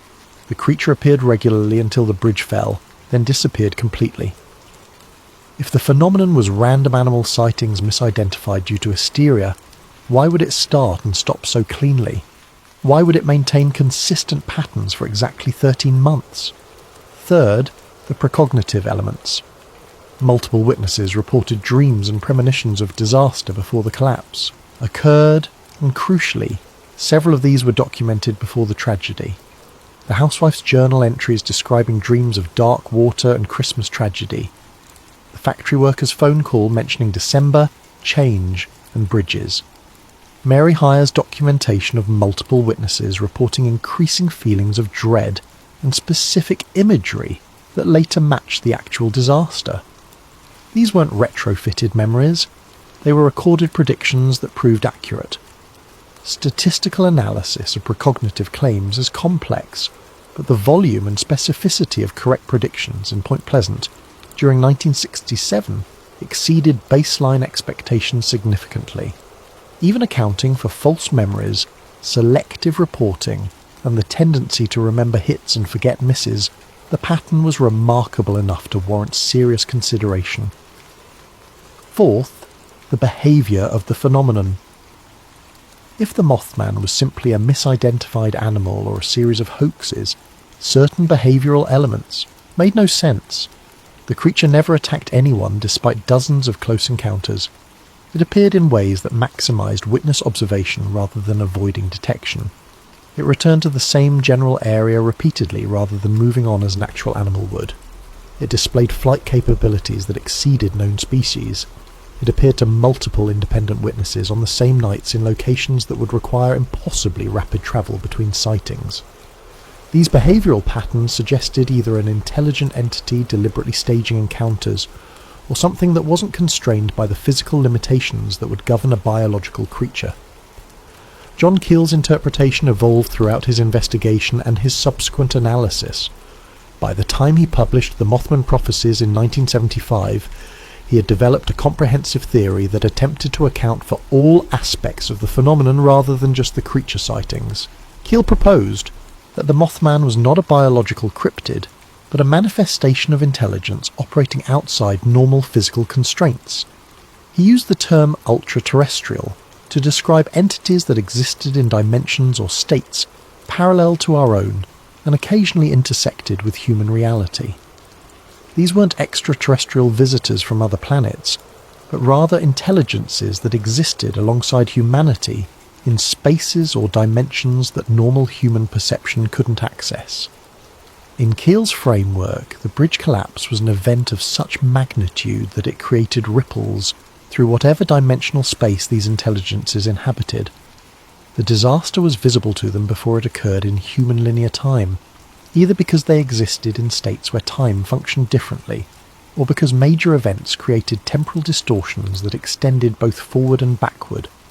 The Mothman appeared because it was drawn to the location by the approaching tragedy. It manifested in a form that would be memorable and disturbing to human witnesses: wings for visibility, red eyes for symbolism, humanoid shape for partial comprehensibility.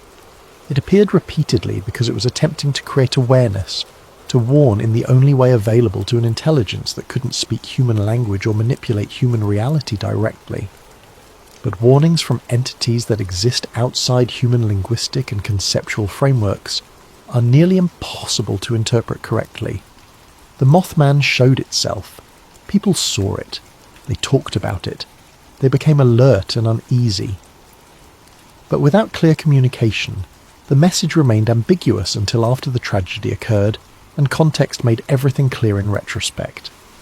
This interpretation was controversial and remains debated. It required accepting the existence of intelligence beyond what science had documented. It challenged materialist understanding of reality by proposing dimensions or states of being that couldn't be measured with current technology. It suggested that time might not function as straightforwardly as human experience suggests, that future events might somehow affect past moments in ways that violated conventional causality. Skeptics found this framework unfalsifiable and therefore unscientific. If physical evidence for the Mothman could be explained away as manifestation from another dimension, then the theory could never be disproven. It became essentially a religious or philosophical position rather than a scientific hypothesis. But Keel wasn't attempting to produce a falsifiable scientific theory. He was attempting to create a framework that accounted for all reported phenomena, not just the creature sightings but the men in black encounters, the precognitive dreams, the electrical disturbances, the strange phone calls, the sense of intelligence and purpose behind everything that happened. No single explanation from conventional science and materialism could encompass all these elements coherently. Other researchers proposed alternative theories. Some suggested government involvement, that the Mothman was connected to secret experiments at the TNT area, perhaps involving psychoactive chemicals or psychological warfare research. The men in black could be genuine government agents monitoring the situation. The prophecies could be the result of subconscious detection of real warning signs, people noticing structural problems with the bridge or behavioural changes in animals that signalled approaching disaster. This explanation had the advantage of requiring only expanded government secrecy rather than violation of physical laws, but it struggled to account for the specific behavioural patterns of the Mothman and the Men in Black. It didn't explain why such experiments would be conducted in ways guaranteed to attract massive public attention. It didn't address the correlation between the phenomenon and the disaster. Some paranormal researchers suggested psychic or consciousness-based explanations. Perhaps the Mothman was a collective thought form, an entity created by human fear and expectation, given temporary reality by the focused attention of thousands of people. Perhaps the approaching disaster created psychological disturbances that manifested as visions and experiences. Perhaps certain individuals were genuinely psychic, and their precognitive abilities were triggered by the proximity of tragedy. These theories struggled with the physical aspects of the phenomenon, the multiple witness sightings, the documented pursuit of vehicles, the consistency of descriptions across witnesses who had no contact with each other.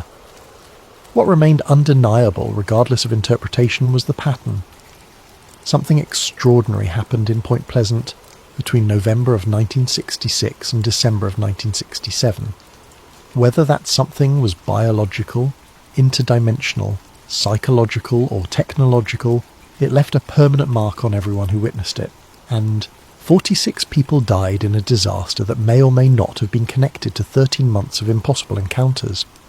The Silver Bridge was never rebuilt at its original location. A new bridge was constructed downstream, modern in design with multiple redundancies built in. The original site remains empty, a gap in the river crossing where 100 people crossed on a December afternoon and 46 never returned.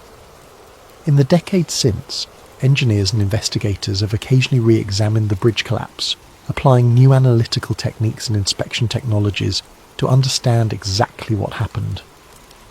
The core conclusion remains unchanged: a microscopic defect in a single eye bar, impossible to detect with available technology, that finally failed after 40 years of stress. But that explanation, accurate as it is regarding immediate physical causality, still doesn't address the deeper mystery. Why did something impossible appear in Point Pleasant for 13 months before the tragedy? What was it trying to communicate? And if it was genuinely attempting to warn the town, why couldn't that warning be understood until after 46 people had died?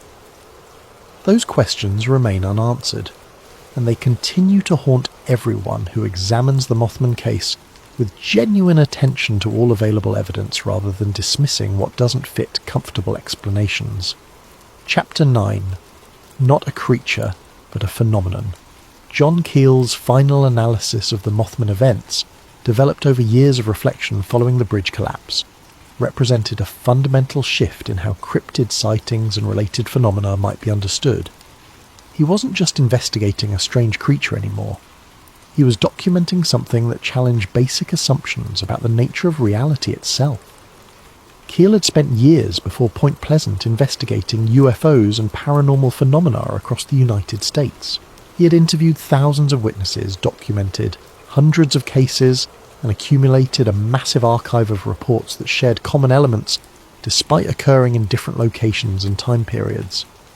He began to see patterns that suggested these apparently separate phenomena, UFO sightings, cryptid encounters, poltergeist activity, Men in Black visits, precognitive experiences, were not distinct categories but different manifestations of the same underlying process. He called this underlying process ultra-terrestrial activity, and he dedicated much of his later work to developing a comprehensive theory that could account for the full spectrum of high strangeness that appeared in certain locations during certain time periods. The Mothman, in Keel's analysis, was not a biological entity. It was a temporary manifestation of intelligence that existed outside conventional reality. It took a form that would be memorable and disturbing to human witnesses, but not entirely incomprehensible. Wings, because humans understand birds, and flight. Red eyes, because they convey intelligence, awareness, and warning. A humanoid shape, because pure alien form would be too foreign for human minds to process and remember. This projection theory explains several puzzling aspects of the sightings that biological explanations struggled with. Why the creature left no physical evidence, no footprints, no droppings, no shed material, nothing that would confirm it was a flesh and blood animal. Why it could appear and disappear instantaneously rather than flying away visibly. Why it seemed to defy aerodynamics and physics in its movement, hovering without visible effort, matching car speeds that should require enormous energy expenditure, disappearing mid-flight. It also explained the prophecy angle. If the Mothman existed in a state where linear time functioned differently, or where major future events were somehow visible before they occurred in normal human time, then its appearances were attempts to create awareness of approaching disaster using the only method available. It couldn't speak human language, it couldn't write warnings or make phone calls with clear messages, but it could manifest in a form that would be seen, discussed and remembered. It could create a pattern of high strangeness that would put the community on alert and make people more observant and cautious. Keel noted that the Mothman never attacked anyone despite numerous close encounters. This suggested either benevolent intent or simply lack of interest in causing direct harm. The creature's goal appeared to be communication rather than predation. It wanted witnesses. It needed people to see it, to talk about it, to create a comprehensive record of its presence. The repeated appearances at similar locations, the willingness to be photographed, even if photographs didn't capture clear images, the tendency to appear to multiple witnesses rather than isolated individuals, all suggested deliberate visibility rather than animal behaviour. The form the Mothman chose had precedent in folklore and religious imagery across cultures. Winged humanoids appeared in ancient texts and modern reports worldwide. Angels and demons in Judeo-Christian tradition, gargoyles in European architecture, thunderbirds in Native American lore, Tengu in Japanese folklore. The archetype of the winged messenger or harbinger existed in human consciousness long before Point Pleasant. Perhaps, Keel suggested, the phenomenon drew on these existing templates when manifesting in ways humans could perceive. It accessed the collective unconscious or cultural memory and produced a form that carried symbolic weight, a messenger with wings, a harbinger with burning eyes. Not because it actually had those physical features, but because projecting that appearance created the desired psychological and cultural response in witnesses. This interpretation moved the Mothman out of cryptozoology entirely. It was no longer a question of what species the creature might be or where it lived when not being observed. It was instead a question of what type of intelligence could project itself into human perceptible form, what dimensional or consciousness-based space such intelligence inhabited, and what it was trying to achieve through manifestation. Keel connected the Mothman phenomenon to UFO sightings through similar principles. Many UFO encounters involved craft that seemed to violate physics, making right-angle turns at high speed, hovering silently, disappearing instantaneously. Witnesses often reported time distortions, telepathic communication, and physical effects similar to what Mothman witnesses described. Some UFO encounters included humanoid entities that seemed slightly wrong, too perfect, too strange, not quite convincing as biological beings.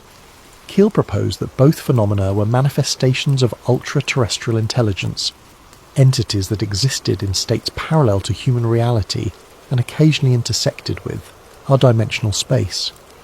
UFOs might not be physical craft from other planets, but rather projections designed to be visible to humans. The entities associated with them might not be extraterrestrial biological entities, but rather constructs or avatars created for temporary interaction. This framework was controversial and remains highly debated. It required accepting several propositions that mainstream science found difficult to evaluate. That consciousness or intelligence could exist independent of biological substrate. That dimensions or states of being beyond the three spatial dimensions and one time dimension humans experience directly might exist and be inhabited. That entities in such spaces might be able to project manifestations into human perceptible reality without being fully present in conventional physical terms. The theory was also frustratingly vague in specifics. What exactly were these other dimensions? How did projection from them into human reality work mechanically? What were the rules and limitations? Why would such intelligences bother manifesting to humans at all? Keel provided frameworks and speculation, but couldn't offer concrete mechanisms or testable predictions. Skeptics noted that the theory could explain anything, and therefore explained nothing. Any lack of physical evidence supported the projection theory. Any strange behaviour confirmed non-physical origin. The framework was essentially unfalsifiable. There was no observation or evidence that could disprove it. This made it interesting philosophy or speculative metaphysics, but not science in the conventional sense. Keel acknowledged these limitations, but argued that conventional science was simply inadequate for addressing the full spectrum of reported phenomena. If you limited investigation only to questions that could be resolved with materialist assumptions and current technology, you would never be able to account for the full range of human experience. Sometimes, he suggested, you had to develop new frameworks even if they couldn't be immediately verified, because the old frameworks demonstrably failed to account for documented observations. The Mothman, in Keel's final analysis, was a messenger. Not a biological creature waiting to be captured and studied, but a temporary manifestation of something vast and strange that occasionally makes itself known to humans. It appeared because something significant was approaching, a disaster visible to entities that existed in states where time functioned differently than human linear experience. It persisted because the message wasn't being understood.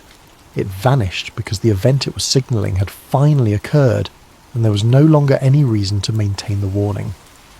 Whether this interpretation is correct remains unknowable with current understanding and technology, but it offers a framework that respects witness testimony, acknowledges the strangeness without dismissing it, and admits that reality might be far more complex than materialist science currently allows.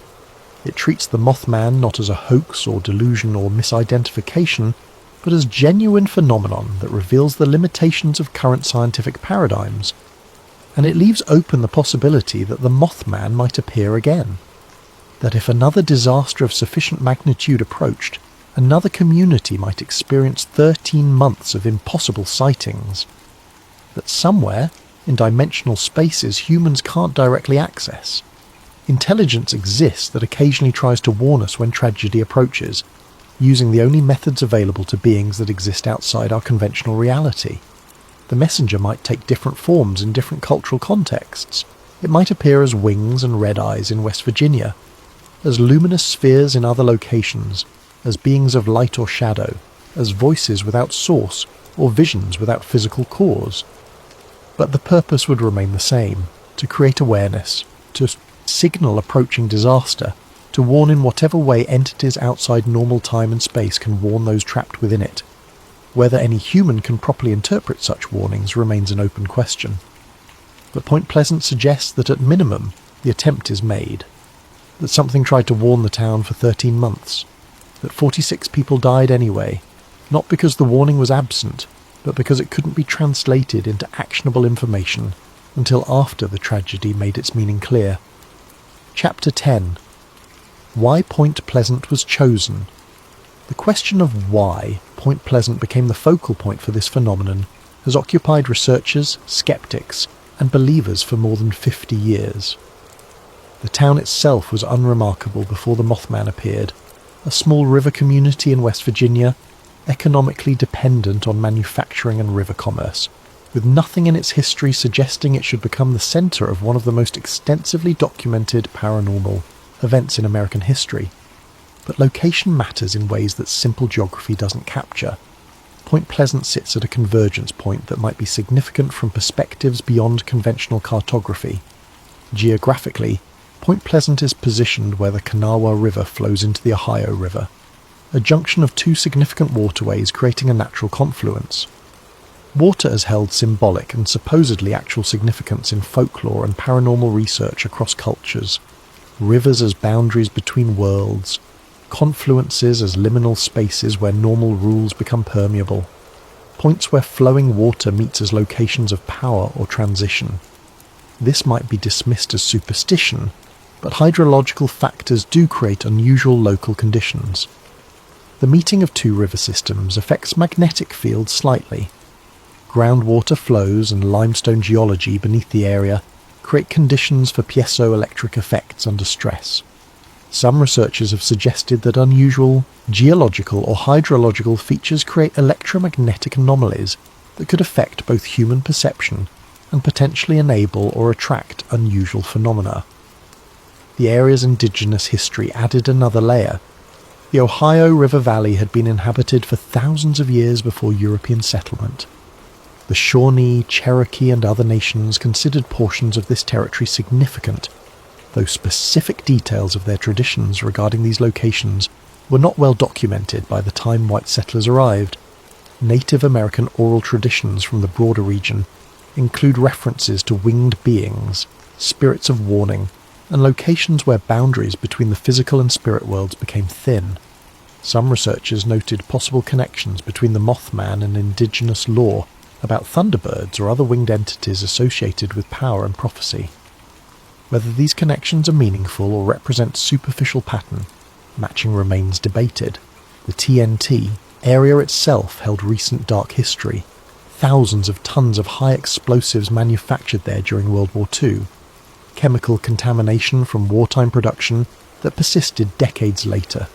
Underground tunnel networks connecting bunkers and storage facilities. The accumulated psychic weight, if such things exist, of industrial-scale explosive production and the inherent danger that came with that work. Some theorists suggested that certain types of human activity, particularly activity related to death, war or large-scale destruction, might create conditions that attract or enable paranormal phenomena. That the psychic residue of manufacturing materials designed to kill might leave impressions on a location. Or more prosaically, that chemical contamination might affect human neurology in ways that increase susceptibility to unusual perceptual experiences. The timing was also potentially significant. The Mothman appeared during the mid-1960s, a period of intense social anxiety in America. The Cold War was at its peak. Nuclear annihilation felt like a genuine possibility. The Vietnam War was escalating and dividing the nation. The Kennedy assassination was recent history. Civil rights conflicts were intensifying. The counterculture movement was challenging traditional social structures. Some researchers propose that collective human consciousness during periods of intense stress might be more permeable to unusual phenomena. That when many people feel profound anxiety about catastrophe, they might become more sensitive to signals or warnings that normally go unnoticed, or that entities capable of manifesting in human perceptible forms might be drawn to locations where psychological stress creates favourable conditions for such manifestation. Others pointed to the infrastructure itself. The Silver Bridge was built in 1928, using a design that was, by the 1960s, outdated and known to have potential failure modes. The bridge was carrying far more traffic than it was originally designed for. Engineering studies conducted years before the collapse had noted concerns about the I-bar design's single points of failure. The approaching disaster was in some sense visible to anyone with engineering expertise examining the structure carefully. Perhaps some suggested the approaching catastrophe created conditions that allowed or attracted the phenomenon. That major disasters cast shadows backward through time in ways normal human perception doesn't detect, but that certain sensitive individuals or non-human intelligences might perceive. That the Mothman was drawn to Point Pleasant not because of anything special about the location, but because of the approaching tragedy, like moths drawn to flames, except drawn through time to disaster. John Keel suggested that the location mattered less than the event itself. The bridge collapse was the significant factor. The Mothman manifested wherever it needed to in order to create maximum awareness of approaching catastrophe. If the disaster had been scheduled to occur elsewhere, the phenomenon would have appeared there instead. But perhaps the simplest explanation, though simple doesn't mean correct, is that Point Pleasant was vulnerable in multiple ways that made it an ideal location for manifestation and documentation. A small town where strange reports would be taken seriously by local authorities but not immediately suppressed. A community tight-knit enough that information would spread quickly through social networks. A location remote enough to avoid constant outside scrutiny, but accessible enough that investigators like Keel could arrive and document events thoroughly.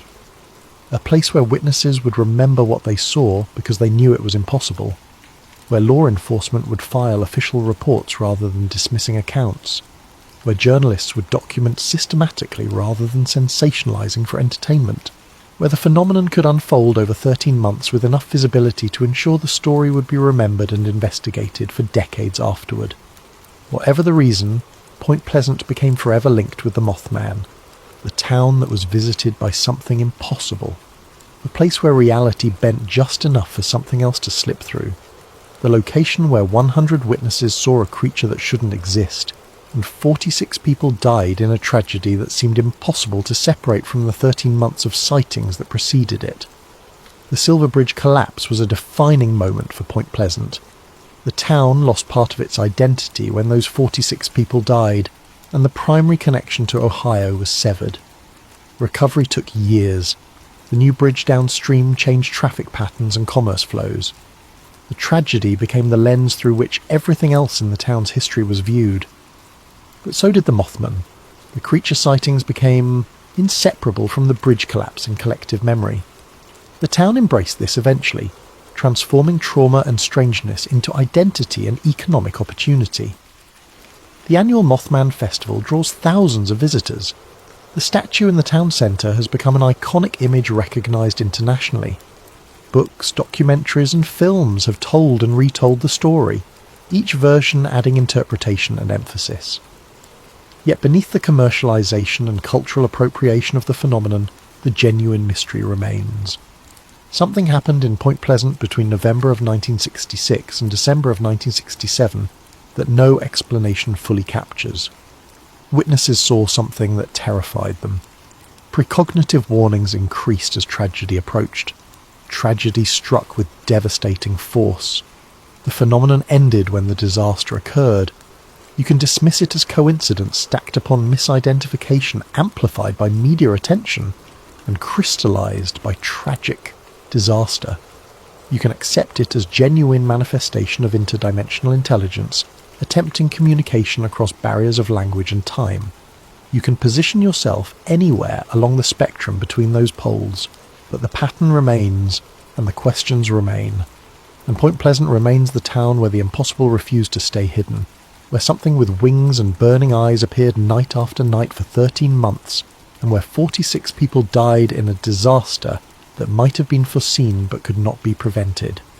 Epilogue. The warning that remains. Today, the Ohio River flows past Point Pleasant just as it did on December the 15th, 1967. The current moves steadily, indifferent to the tragedy that occurred here, and indifferent to the 13 months of strangeness that preceded it. The water reflects sky and light, flowing as it has for millennia, connecting states and communities, serving as highway and boundary simultaneously. The new bridge stands downstream from where the Silver Bridge once connected Point Pleasant to Ohio. It's a modern structure, built with lessons learned from disaster and designed with redundancies that prevent single points of catastrophic failure. It carries Route 35 now, moved from the original Route 17 location. Traffic crosses constantly. Commuters, commercial trucks, tourists. Most drivers probably don't think about the engineering that keeps them suspended safely above the river. The bridge is reliable infrastructure, unremarkable in its competent function, but near the original site a small park preserves memory of what was lost. 46 names on a memorial, brief descriptions of who they were, the youngest, the oldest, the families travelling together who died together. The memorial is quiet, visited by relatives and by curious tourists who want to see where the tragedy occurred. The Ohio River flows past, relentless and unchanging, indifferent to human loss. In the centre of Point Pleasant stands another memorial, though this one commemorates something stranger than disaster. The Mothman statue rises on the corner of Main Street and 4th, a metallic figure with wings spread and muscular humanoid form, eyes gleaming red with internal illumination. It's become an iconic image, photographed constantly, appearing on countless websites and social media posts. The statue is art, tourism, commerce, mythology. It transforms trauma and mystery into something the town owns and controls. The annual Mothman festival draws thousands of visitors each September. Vendors sell merchandise featuring the creature's distinctive silhouette. Authors present books analysing the sightings. Witnesses who are still alive occasionally appear to share their experiences. Researchers present theories. Skeptics present debunkings. The festival is celebration, investigation, and spectacle simultaneously. A strange hybrid of serious inquiry and commercial exploitation. The Mothman Museum documents the sightings with newspaper clippings, photographs, witness accounts, and artifacts from the era. It's a serious effort to preserve history, but it's also tourist attraction generating revenue. The dichotomy is uncomfortable. Genuine tragedy and mystery transformed into entertainment and economy. Yet perhaps this is how communities process trauma and strangeness, by incorporating the incomprehensible into daily life, by making the monster a mascot, by turning fear into something that can be controlled through representation and commerce. The witnesses who saw the Mothman carry their experiences privately now. Many have passed away. 60 years is a long time, and those who were adults in 1966 are elderly or gone now. Others remain but are reluctant to discuss what they encountered. The media attention was intense and often sceptical. Having your deepest fear dismissed as delusion or misidentification creates wounds that don't heal easily. Being associated with crazy conspiracy theories damages social standing and credibility. Some witnesses have participated in documentaries or written accounts of their experiences. Roger and Linda Scarberry, the couple whose November 15 encounter started the documented sightings, eventually shared their story multiple times. They never wavered from their account. They saw something impossible that night, something that terrified them so profoundly that 50 years later the memory remained vivid. Others chose silence. They know what they saw. They don't need external validation or explanation. They don't want the attention or the skepticism. They carry their encounter as private knowledge, occasionally mentioning it to trusted friends or family, but avoiding public discussion. John Keel continued investigating paranormal phenomena until his death in 2009. He wrote numerous books expanding his theories about ultra-terrestrial intelligence and the nature of reality. He never wavered from his interpretation of the Mothman events, that something intelligent and non-human manifested in Point Pleasant with purpose, that it tried to warn the town about approaching disaster, using the only methods available to entities that exist outside human linguistic and temporal frameworks, that it failed not through lack of effort, but because the message was impossible to translate into terms humans could act upon, until after tragedy made the meaning clear. Keel's work influenced generations of paranormal researchers and writers. His concept of ultra-terrestrials provided an alternative to the extraterrestrial hypothesis that dominated UFO research. His insistence on documenting high strangeness in all its manifestations, rather than focusing narrowly on craft sightings or creature encounters, created a more comprehensive approach to investigating the impossible. Critics argue that Keel's frameworks were unfalsifiable and therefore unscientific, that his theories could explain any observation and therefore had no predictive or explanatory power, that he had become too invested in his ideas to evaluate evidence objectively. These criticisms have merit from conventional scientific perspectives, but Keel's defence would be that conventional science was simply inadequate for addressing the phenomena he documented, that limiting investigation only to questions answerable within materialist frameworks guaranteed that the truly strange would remain permanently unexplained. The question that continues to haunt serious investigators isn't whether the Mothman was real. 100 witnesses, many of them credible and reluctant, reported essentially the same phenomenon. Multiple independent observers described the same creature on the same nights. Law enforcement documented sightings officially. Something was there. The question is what it was and why it appeared when and where it did. The bridge collapsed because of structural failure. That explanation is factually accurate and comprehensively documented. Engineering analysis proved exactly what failed and why. But that explanation doesn't account for the 13 months of sightings. It doesn't explain why the phenomenon ended when the disaster occurred. It doesn't address the precognitive dreams, the men in black, the electrical disturbances, the sense of purposeful intelligence behind the encounters. Perhaps warnings don't always arrive in forms humans can interpret. Perhaps there are messengers who operate outside human language and human time, attempting communication through the only methods available: visibility, persistence, the creation of patterns that should signal something wrong even if the specifics remain unclear. Perhaps the Mothman was exactly what witnesses described: a harbinger, a prophet, a messenger that appeared because something terrible was approaching, and some intelligence somewhere believed humans should be warned. Or perhaps it was simply coincidence, a series of misidentifications during a period of collective anxiety, followed by inevitable disaster that was unrelated to the sightings, but became forever linked to them through human tendency to find patterns and connections in random events. The answer you accept depends fundamentally on how you understand reality itself, whether you believe it is limited to what current science can measure and explain, or whether you think reality is vast and strange, occasionally intersecting our everyday world in ways that defy explanation, leaving traces and patterns that suggest intelligence and purpose beyond human comprehension. What remains undeniable is the pattern, the sightings, the timing, the prophecies, the disaster, the witnesses who saw something they couldn't explain and carried that knowledge for the rest of their lives. Some warnings don't come with instructions. They arrive only with the chance to listen, to pay attention, to accept that the world might be stranger than we think, that messages might arrive from directions we're not looking, that intelligence might exist in forms we don't recognize, attempting communication in languages we can't speak. The Mothman appeared in Point Pleasant for 13 months and then vanished when the bridge collapsed.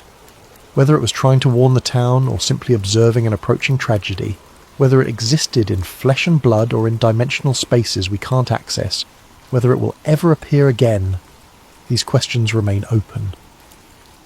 The Ohio River continues flowing. The new bridge carries traffic safely across. The statue stands in the town centre, wings spread, eyes glowing in manufactured red light. Tourists take photos. Researchers debate theories. Skeptics dismiss the entire phenomenon as delusion and fraud. And sometimes, late at night when the town is quiet, people still report seeing something in the darkness. A shape with wings. Eyes that glow red in the shadows. A presence that watches, without speaking. The messenger might be gone, but the message remains. Reality is stranger than we think. Warnings come in forms we don't expect. And sometimes, when tragedy approaches, something tries to make itself visible, hoping that someone, somewhere, will understand what it means before it's too late. The Mothman phenomenon ended more than 50 years ago, but the questions it raised remain as urgent and unanswered as they were the morning after the Silver Bridge fell into the Ohio River, taking 46 lives with it, and leaving a small West Virginia town forever marked by 13 months when the impossible walked among them, and nobody knew what it meant until the moment when knowledge came too late to save anyone.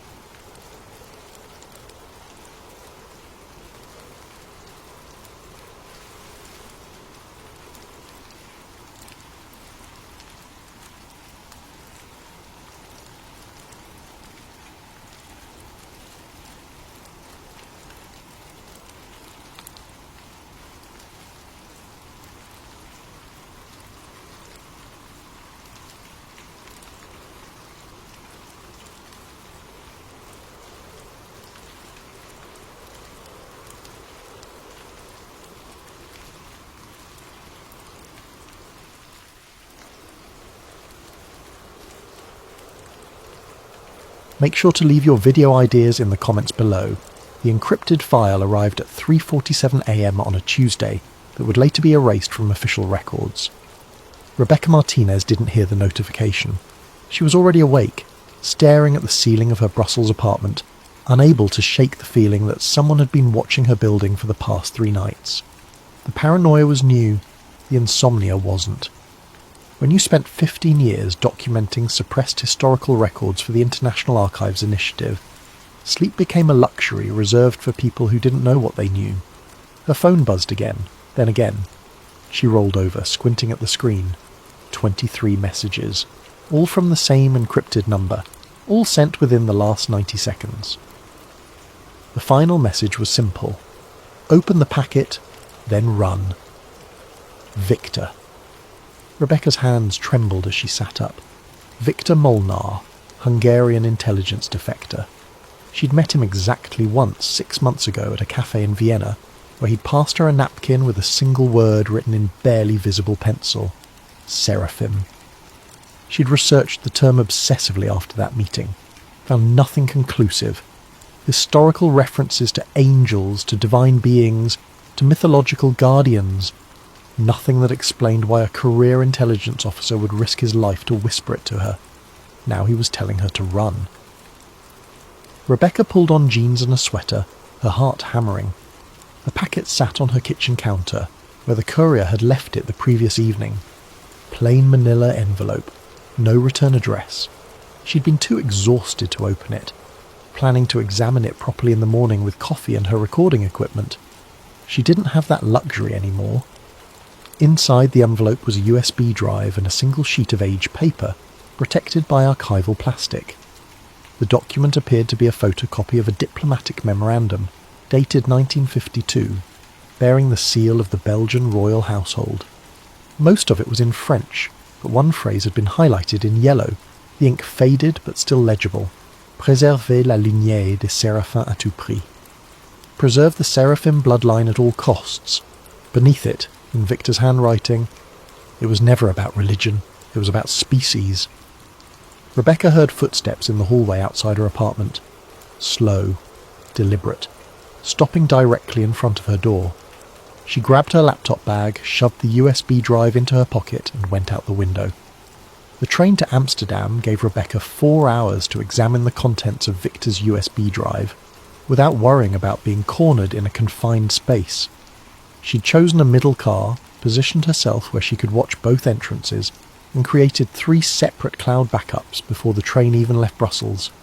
The drive contained 47 files, medical records, genetic sequencing reports, internal memos from private genetics companies spanning 2 decades, and one 70-page white paper that made her hands shake so badly she had to set down her coffee. The title page read, S-Helix Variant Analysis, Preliminary Findings and Containment Protocol, authored by Helix Genomics SA, Zurich. Date, September 2019. Classification, internal review only. Rebecca began reading. The document described a genetic anomaly first identified in 2003 during routine ancestry testing conducted by a California-based consumer genetics company. A wealthy client, name redacted, had submitted their DNA for analysis and received results that triggered automatic flagging within the company's quality control systems. The anomaly wasn't a mutation, it was a structural variant in what geneticists typically classified as junk DNA, the 98% of the human genome that doesn't code for proteins.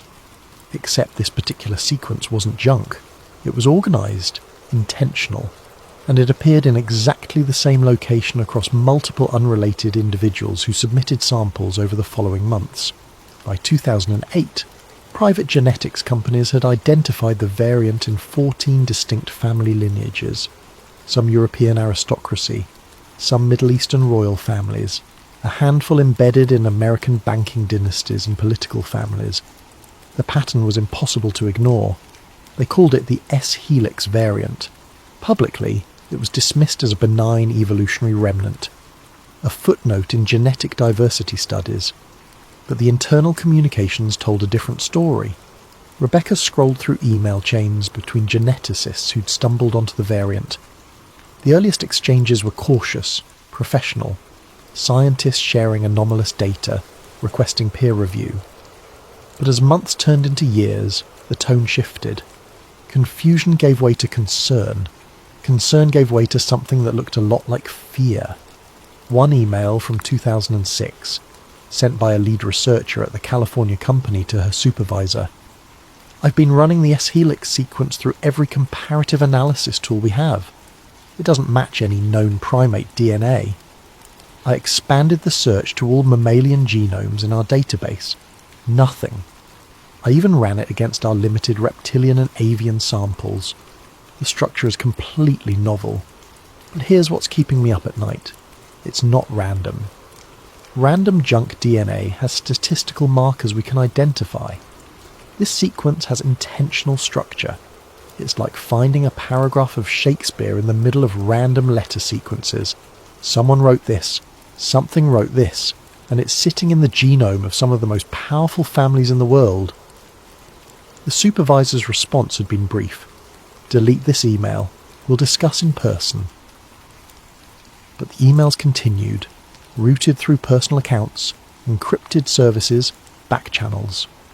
Rebecca found a thread from 2009 where 3 geneticists from different companies, competitors technically, were sharing data in secret.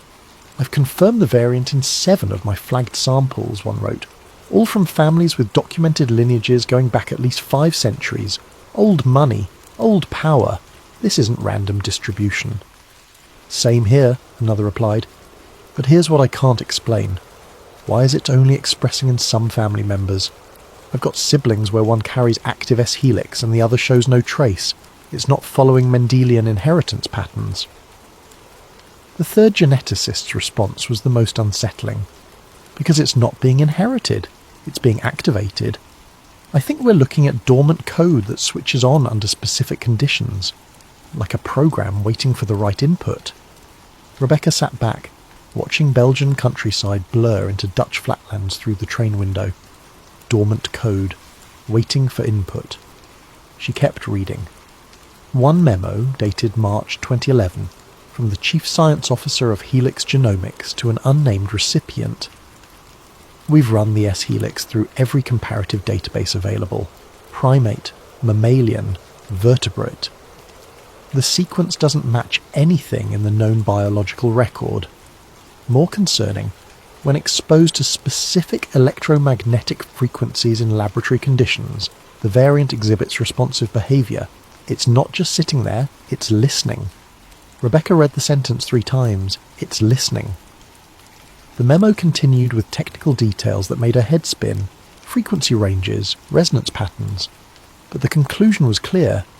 When synthetic S-helix sequences were exposed to electromagnetic radiation in specific frequency bands, particularly those used in cellular communications and Wi-Fi networks, the DNA structure changed configuration. Not degraded, changed, unfolded, like it was receiving a signal. Another memo from 2015 referenced a consultation with a retired geneticist named Emil Voss, formerly of the Max Planck Institute. His assessment had been suppressed within hours of submission. The S-helix is not random genetic drift. It's architecture. Whoever designed it understood genetics at a level we're only beginning to approach. This isn't human DNA contamination. This isn't viral integration. This is something else. Something not entirely human, but not random. I've spent 40 years studying genetic mutations and evolutionary biology. Nothing in my experience prepared me for this. The S-helix isn't evolving toward anything. It's already complete. It's been complete for thousands of years, just waiting. The question isn't what it is. The question is what happens when it fully activates. The white paper included appendices with case studies. Rebecca read through them with growing unease. Case study A7. Female, age 34, investment banker, New York. Submitted DNA for ancestry testing in 2014. S-helix variant confirmed. Follow-up interview, conducted under guise of routine customer service. revealed subject had recently begun experiencing unusual clarity in pattern recognition. Subject reported ability to see market trends before they manifested in data. Subject attributed this to years of experience. Genetic counselling recommended. Subject declined further contact. Case study: B12, male, age 41, mid-level diplomat, Brussels. S-helix variant confirmed during routine security clearance medical screening. Subject demonstrated abnormal stress response during psychological evaluation, decreased cortisol under pressure, enhanced cognitive function during crisis simulation. When asked about this, subject stated, "I've always been good in emergencies. It's like everything slows down and becomes clear." Subject showed no awareness of physiological abnormality. Case study C3, female, age 28, software engineer, Silicon Valley. S-helix variant confirmed. Subject sought genetic testing after experiencing what she described as feeling like I'm interfacing with code instead of reading it. Neurological evaluation showed unusual synchronization between visual cortex and pattern recognition centers. Subject was developing AI algorithms with efficiency that puzzled her supervisors. "It's not that I'm smarter," subject reported. "It's that I can see how the systems want to organize themselves." Case after case. People living normal lives, excelling in their fields, unaware that their DNA contained something impossible. The white paper concluded with a recommendation that made Rebecca's stomach turn. Given the potential implications for global security and social stability, we recommend indefinite classification of S-helix findings under existing national security protocols. Public disclosure could trigger widespread panic and destabilization of affected family structures, many of whom occupy positions of significant political and economic influence. Furthermore, preliminary psychological assessment suggests that informing S-helix carriers of their genetic status may trigger latent activation events. Recommend strict information containment and monitoring protocols. Translation: don't tell anyone, don't ask questions, pretend it doesn't exist, and whatever you do, don't tell the people who carry it. Rebecca leaned back in her seat, processing what she'd read. 14 bloodlines, positions of influence, a genetic marker that responded to electromagnetic signals. People who were getting better at their jobs, better at seeing patterns, at handling stress, at interfacing with complex systems without understanding why. She pulled up her research notes on Victor's original message. Seraphim. She'd found references in ancient texts, beings described as divine messengers, often depicted with multiple wings and eyes of fire. But she dismissed it as metaphor, religious symbolism. What if it wasn't? What if the ancient texts were describing real beings? Not supernatural entities, but a different species, or a hybrid species, that had walked the earth and interbred with humans. What if their descendants were still here? Her phone buzzed. Unknown. Number. The message was brief. Victor is dead. You have what he died for. Use it. They're already watching you. Rebecca looked up sharply, scanning the train car. Business travellers, students, an elderly couple sharing a thermos of coffee. No one paying attention to her, but the message felt like ice water in her veins. The train suddenly felt very small. She went back to the files, pulling up a document she'd initially skipped over because it seemed like a bureaucratic personnel memo. Now she read it carefully. It was from Helix Genomics, dated 2018. A termination letter for one of the geneticists who'd been sharing information in those encrypted email chains. Effective immediately, your employment with Helix Genomics SA is terminated. Severance package and confidentiality agreement enclosed. Failure to comply with NDA terms will result in immediate legal action and potential criminal prosecution under Swiss national security statutes. All research materials, including personal notes and communications, are property of Helix Genomics and must be surrendered. Rebecca cross-referenced the name. Thomas Brenner, the geneticist who'd written, "It's like finding a paragraph of Shakespeare in random letter sequences." She searched for his name online, found an obituary from 2019, Heart attack at age 43, no prior history of cardiac issues. She searched for the other two geneticists from that email thread. One had died in a car accident in 2017. Single vehicle collision, no witnesses. The other had simply disappeared in 2020, left for a conference in Singapore, never arrived, never seen again. 3 scientists who'd shared information about the S-helix variant, all dead or missing within 4 years. Rebecca looked at Victor's message again, then run. She was beginning to understand why. Rebecca spent 3 days in Amsterdam, moving between internet cafes and using burner devices to research without leaving a digital trail. She needed to understand the historical context. If the seraphim were real, if they'd existed in some form throughout human history, there would be evidence, fragments, patterns. She started with Mesopotamia, in the cradle of civilization where writing itself was born. The earliest references appeared in pre-Sumerian archaeological fragments recovered from sites in modern-day Iraq and Syria. Most were heavily damaged, but one partially intact tablet from approximately 4000 BCE contained a passage that had puzzled archaeologists for decades. Rebecca found it in a digitised archive from the British Museum, catalogued but not widely published. The translation had been completed in 1952 by a scholar who'd later withdrawn from academic life entirely. His notes, attached to the file, were illuminating. This text does not fit established Sumerian mythology. It predates the pantheon we associate with later Mesopotamian culture. The language is Proto-Sumerian, possibly older. What disturbs me most is the specificity. This is not myth. This reads like a historical account. The tablet itself, what remained of it. In the time before the great cities, the seraphim ruled from the mountain places. They were flesh-born, not spirit-born, and their skin gleamed like beaten gold when seen in the light of the horizon sun.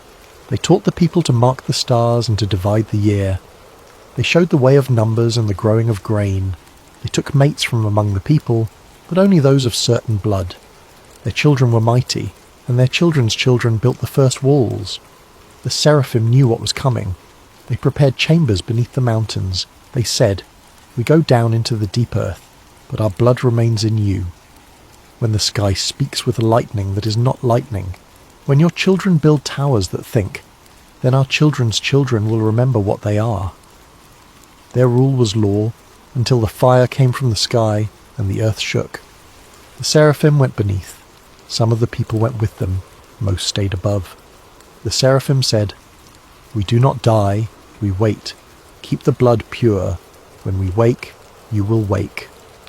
Rebecca read it 3 times, each reading making her hand shake more. When your children build towers that think. That was written 4,000 years before computers existed. She found corroborating references in fragments from other ancient cultures, each adding pieces to the same impossible story. The Nag Hammadi Library, a collection of early Christian and Gnostic texts discovered in Egypt in 1945, contained multiple references to beings called Watchers, or Seraphim, who descended to Earth and took human wives, producing offspring. But the Gnostic texts added details that mainstream religious scholarship often glossed over. Rebecca found a passage in the secret book of John that had been partially censored in most published translations. The Watchers were not of heaven, though they came from above the mountains.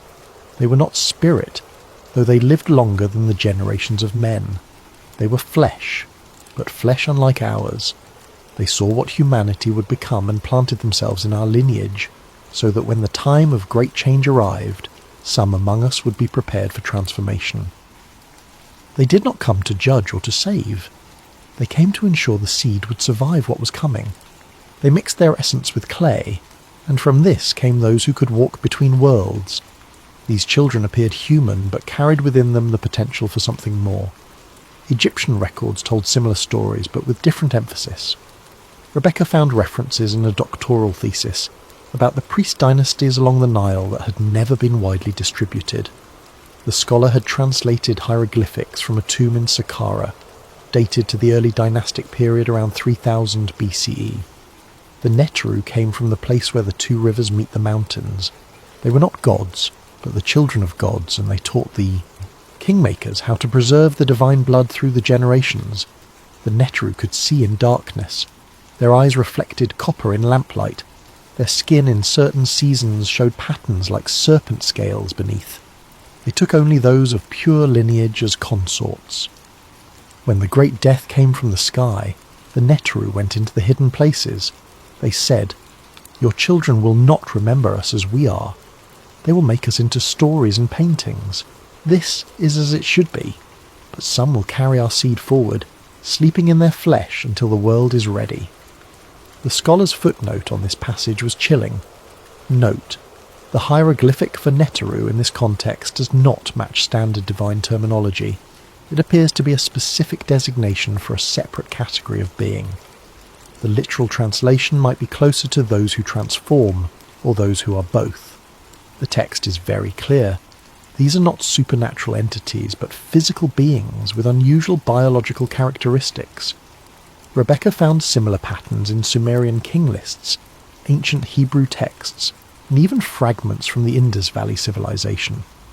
Always the same core elements: beings who looked almost human, who lived among humans, who interbred with select human lineages, who enforced strict rules about bloodline purity, who possessed biological traits that set them apart: reflective eyes, unusual skin, enhanced abilities, and always the same instruction: the blood must not be diluted. She found the most explicit reference in a section of the Book of Enoch that had been removed from most canonical versions but survived in Ethiopian Orthodox tradition. This version included chapters that Western churches had deemed too problematic to include. Chapter 72, verses 14 to 19, "And the watchers made a covenant among themselves, saying, Let us preserve the blood without dilution, for the day of awakening approaches, and our children's children must be ready to receive what we have planted within them." They chose their mates with great care, testing bloodlines across generations. Those families they blessed with their seed, they also blessed with knowledge: how to maintain power across time, how to build systems that endure beyond single lives, how to recognize others of the hidden bloodline. And they said, "When the world fills with invisible fire, when the air itself carries thought, and the machines of men begin to wake, then our children will begin to remember. They will not know why they are different, only that they are. They will rise to positions of influence without understanding it is their nature to rule, and when enough of them have awakened, we will emerge from the places we have slept, and the separation between our kind and yours will end." This is not conquest. This is transformation. You're becoming what we always were. Rebecca sat back from the computer screen in the Amsterdam cafe, where she'd been working for 6 hours straight. Her coffee had gone, cold long ago. The sun had set outside without her noticing. The pattern was undeniable. Across thousands of years, across completely separate cultures that had no known contact with each other, the same story emerged. Non-human or partly human beings had interbred with select human populations. They'd done so systematically, carefully, maintaining bloodline purity across generations. They'd taught these families how to maintain power and influence, and they'd promised, or prophesied, that when humanity reached a certain level of technological development, the dormant genetic material they'd planted would activate. Their descendants would begin to wake up. Rebecca thought about the S-helix variant, the genetic marker that responded to electromagnetic frequencies, the marker that was appearing in families with documented lineages going back centuries, the marker that was activating more frequently as technology advanced, when the air itself carries thought. Wi-Fi, cellular networks, the invisible electromagnetic ocean that humanity had created in just the last few decades. When the machines of men begin to wake, artificial intelligence, neural networks, systems that learned and adapted and showed signs of genuine emergent behaviour. The ancient texts weren't prophecy, they were prediction, instructions left by beings who understood how human civilization would develop, because they designed it to develop that way. Her phone buzzed. A new email from an address she didn't recognise, archival.ghostprotocol.proton.me. The subject line: "You're looking in the right places, but you're missing the modern confirmation." The email contained a single attachment, a scanned page from what appeared to be a 1987 medical document, bearing the letterhead of a European royal family she immediately recognised. The header read, "Annual Hematological Assessment, Type S Classification." Rebecca downloaded the file, her hands shaking. The Ghost Protocol had found her, and they were feeding her exactly what she needed to know. The question was why. The 1987 document was clinically detailed and utterly damning. It described routine medical screening conducted on members of a specific aristocratic bloodline, names redacted throughout, but the family crest visible in the top corner made their identity unmistakable to anyone familiar with European monarchy. The assessment focused on what they termed Type S hematologic differentiation, a cluster of physiological characteristics that appeared consistently across certain family members but not others. The findings were extraordinary. Stress response. Type S individuals exhibited abnormal cortisol regulation. Under extreme stress conditions, their hormone levels dropped rather than spiked, resulting in enhanced cognitive function during crisis situations. Standard fight-or-flight response was replaced by what the document termed cold clarity response. One annotation, handwritten in the margin: Subject C7 exhibited near complete emotional detachment during simulated crisis. Heart rate decreased, pupil dilation reversed, described feeling perfectly calm, like watching from outside. This is not normal stress response. Cellular regeneration. Documented healing rates 40-60% faster than baseline human norms. Scarring minimal or absent in most cases. One subject had recovered from a compound fracture in half. The expected time with bone density measurements showing no evidence of prior injury. The medical examiner's note: "I've been practicing orthopaedic medicine for 30 years. This is not possible. The bone structure shows remodelling that would typically take months, but occurred in weeks. Either our dating methods are wrong, or something in this subject's biology is accelerating cellular repair at rates I cannot explain." Neurological profile. Near complete absence of degenerative brain disorders across 7 generations of tracking. No Alzheimer's, no Parkinson's, no dementia. Average lifespan exceeded regional norms by 12 years. Immune function. Natural immunity to specific viral infections that should have no genetic basis for resistance. Several Type S individuals had been exposed to influenza outbreaks that sickened entire households, but never developed symptoms themselves. Temperature regulation. Baseline body temperature, set on 1.2 degrees Celsius, lower than human average. Temperature variance under stress conditions exceeded normal human parameters. Ocular characteristics. Noted: unusual reflective quality to iris under specific lighting conditions. 3 subjects exhibited what the examiner described as possible nictitating membrane reflex when startled by sudden stimuli. The examiner's note on this finding: "I thought I was mistaken, but I've now observed this in 3 separate subjects.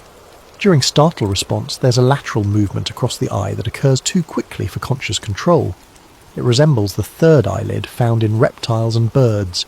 This should not exist in human anatomy." The document concluded with a section titled Generational Transmission and Activation Patterns. Type S characteristics do not appear in all offspring, suggesting recessive inheritance or conditional expression. Approximately 30% of children from confirmed Type S parents exhibit full phenotype. However, we have documented cases of phenotype emergence in adults who showed no signs in childhood or adolescence. This suggests the Type S classification is not purely genetic in the traditional sense, but may involve activation triggers we have not yet identified.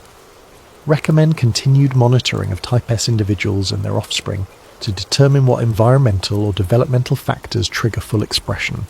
The final note, stamped in red ink: classified, Royal Household Medical Records, unauthorized distribution prohibited. Rebecca cross-referenced the date. 1987. The same year, personal computers began entering middle-class homes across Europe and North America. The same year, cellular networks started expanding beyond experimental urban deployments. Technology. She thought about the Swiss white paper. This helix reacts to electromagnetic signals at frequencies outside standard human neural resonance. Her anonymous correspondent sent a second email while she'd been reading, "Check the 2001 leak, Phase 4. That's when they stopped monitoring and started managing." Rebecca knew exactly what that meant.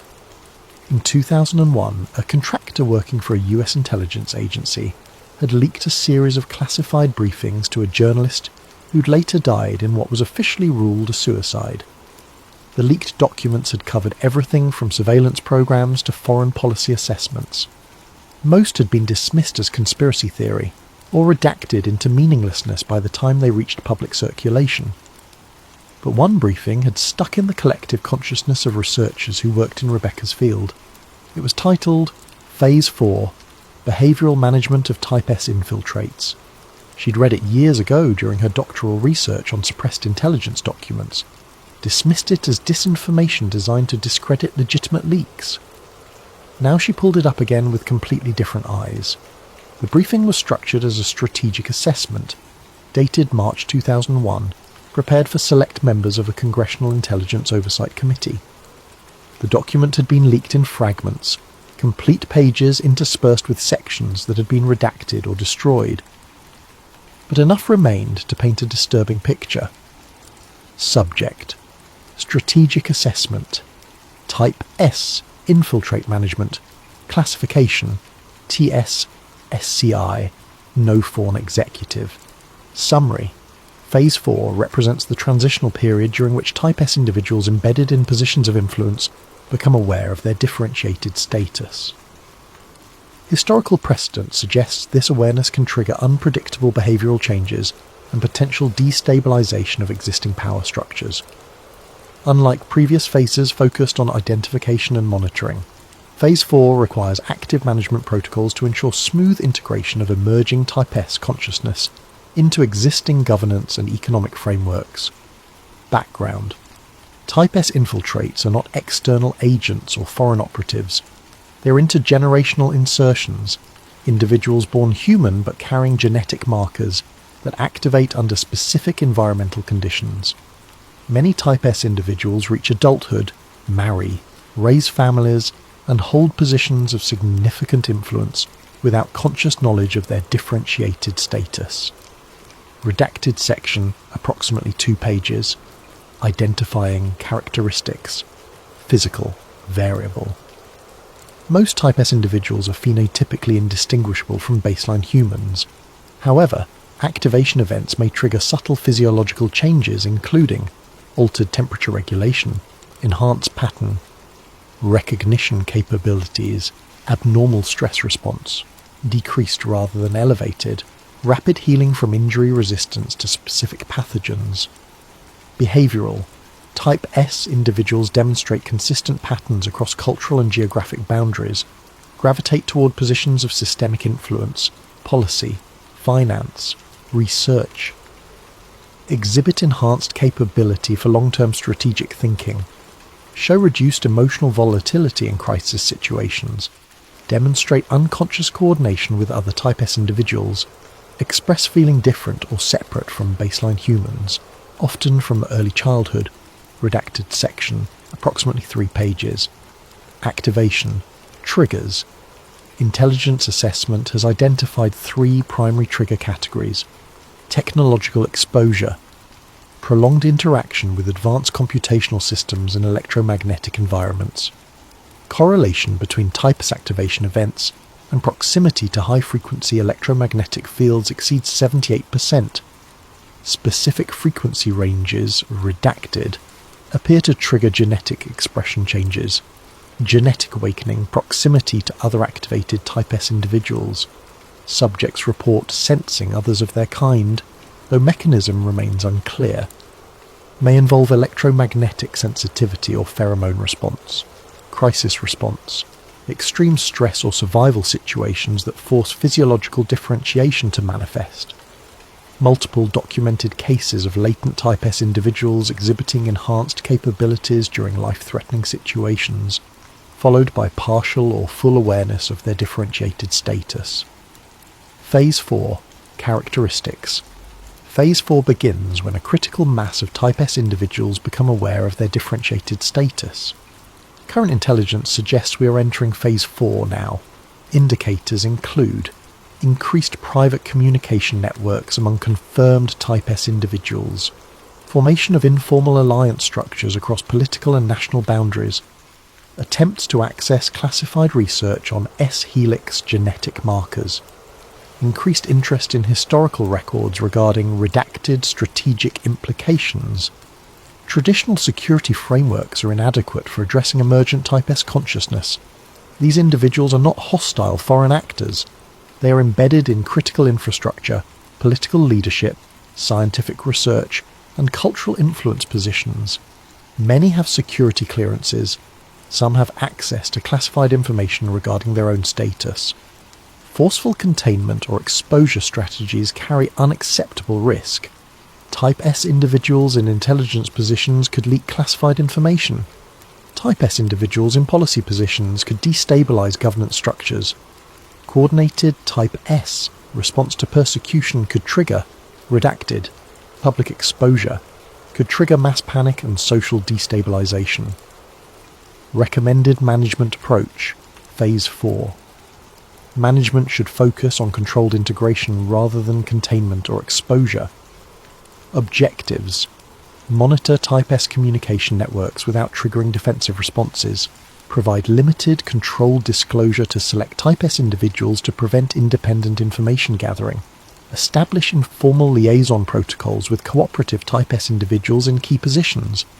Prepare public for eventual broader disclosure through gradual normalization. Redacted, approximately 1 page. Conclusion. Type S individuals are not the enemy. Intelligence assessment indicates their emergence serves a broader function related to species-level adaptation and technological integration. Their capabilities may prove necessary for humanity's transition to redacted. Premature exposure or forceful containment could trigger defensive protocols we are not equipped to handle. Recommend patience, observation, and strategic cooperation. Redacted section, final page. Rebecca read through the document twice, then cross-referenced it with the information she had gathered. The year the intelligence community officially acknowledged that people with the S-helix variant were starting to become aware of what they were. The year the strategy shifted from monitor to manage, 24 years ago. Which meant that right now, in 2025, they were deep into Phase 4, possibly approaching Phase 5. She thought about the case studies in the genetic white paper. People who'd described unusual clarity and pattern recognition. People who'd said it felt like they were interfacing with code instead of just reading it. People who didn't know they were different, just knew they were unusually good at what they did. What happened when those people found out why?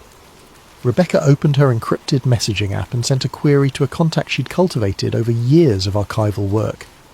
A former intelligence analyst who'd left the NSA under circumstances that remained unclear, but who still maintained connections in the community. Her message: Phase 4, Type S. What's the current assessment? The response came back in under a minute. You're playing with fire, stop. Rebecca typed, I need to know. 3 minutes passed. Then, Phase 4 went operational in 2003. Phase 5 is already active. You don't want to know what Phase 6 looks like. Seriously, delete everything and walk away. What's Phase 5? Another long pause. Then, integration.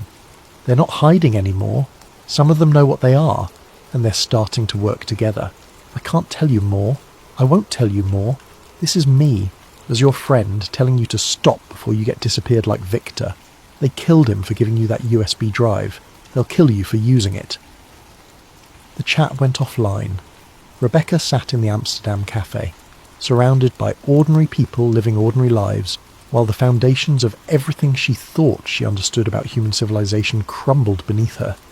Phase 5 was active, integration. People with the S-helix variant, people who'd been living as humans their entire lives, were waking up, becoming aware and starting to coordinate. question wasn't whether this was happening. The documents made that clear. The question was what they wanted, and what would happen when enough of them were awake. The security footage was never supposed to exist. Rebecca found it 3 days later, buried in the anonymous file dump that had been steadily growing in her inbox. Someone was feeding her information, someone with access to materials that should have been destroyed decades ago. Someone who wanted her to know the truth, or wanted someone to know, and she was the conduit. The footage was dated August 14th, 2016. Location: a private conference facility outside Caracas, Venezuela. The context was a high-level crisis meeting involving energy ministers, military leadership and international advisors during Venezuela's economic collapse. The meeting had been recorded using standard security cameras for standard security reasons, but someone had also been running thermal imaging equipment, likely as an additional security measure to detect concealed weapons, unauthorized personnel, or unusual heat signatures that might indicate explosive devices. That thermal equipment had recorded something that defied explanation. The footage showed exactly what you'd expect for the first 90 minutes. Human-shaped heat signatures clustered around a long conference table. Body temperatures ranging from 36.5 to 37.2 degrees Celsius. Normal human variance. People sat, stood, gestured, argued, all perfectly ordinary through the thermal camera's lens. Then, at the 1:34 to 22 mark, something changed. One attendee, seated at the head of the table, identified in the accompanying file notes as a European financial advisor to the Venezuelan government, exhibited a sudden and dramatic temperature drop. Within 45 seconds, their surface temperature fell from 36.5 to 31.70, 5 degrees Celsius. The thermal camera clearly showed the change. The individual's heat signature shifted from warm orange-red to cool blue-green. Not gradually. Not the slow cooling that might occur if someone was in shock or hypothermic. Rapidly, deliberately. Like their body had simply decided to regulate temperature in a way that violated basic human physiology. The timestamp corresponded with a heated argument visible in the standard footage. Raised voices, accusations, the kind of high-stress confrontation that should trigger elevated heart rate, flushed skin, increased body temperature. Instead, this person's temperature had plummeted, and their body language became unnaturally calm, precise, controlled. 3 minutes later, their temperature normalized. The argument ended. The meeting continued. The file notes indicated the footage had been flagged immediately by security analysts, escalated to intelligence oversight within hours, and permanently sealed within 72 hours. The financial advisor had left Venezuela the following day and disappeared from all public records. Rebecca found a follow-up memo dated to weeks after the incident. Subject relocated to undisclosed European location. Medical evaluation confirms Type S activation event. Subject now aware of differentiated status. Recommend Phase 5 integration protocols. Subject cooperative, and has agreed to voluntary monitoring in exchange for information access regarding origin and purpose of S-Helix variant. They'd made a deal. The person who'd manifested impossible physiology on camera had been given answers in exchange for cooperation. Rebecca wondered what those answers were. What did they tell people when they woke up and realised they weren't entirely human? Her anonymous source sent another compilation. This one was dozens of incident reports spanning 3 decades, all documenting similar thermal anomalies. 1991, Private Estate, Scotland, Security Personnel Report, unusual cold zones detected in the master bedroom suite despite functional heating. Thermal survey shows temperature differential of 3-4 degrees Celsius, concentrated around sleeping area.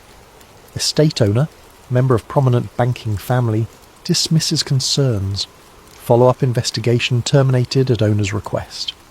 1998, Manhattan penthouse.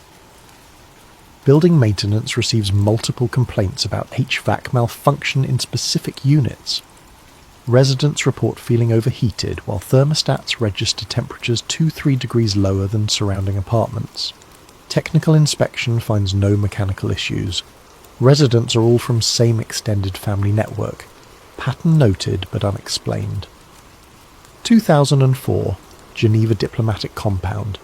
Infrared security sweeps detect cold signatures around 3 specific individuals during high-level trade negotiations. Security team suspects equipment malfunction. Equipment tested and confirmed functional. Individuals show no signs of illness or distress. Incident classified. 2009, Dubai Financial Summit. Private security firm contracted for VIP protection reports. Unusual thermal readings on multiple attendees. Several high-profile executives register surface temperatures 1-2 degrees below expected human baseline. Firm's report submitted to clients, then immediately classified. Security team members sign expanded NDAs. 2012, London Banking District. Corporate security investigating potential industrial espionage uses thermal imaging during board meetings. Discovers 3 board members consistently register abnormally low surface temperatures during high-stress discussions. Investigation redirected by unknown authority. All thermal footage confiscated. 2016. Washington political fundraiser. Secret Service thermal scanning detects unusual temperature patterns in multiple attendees.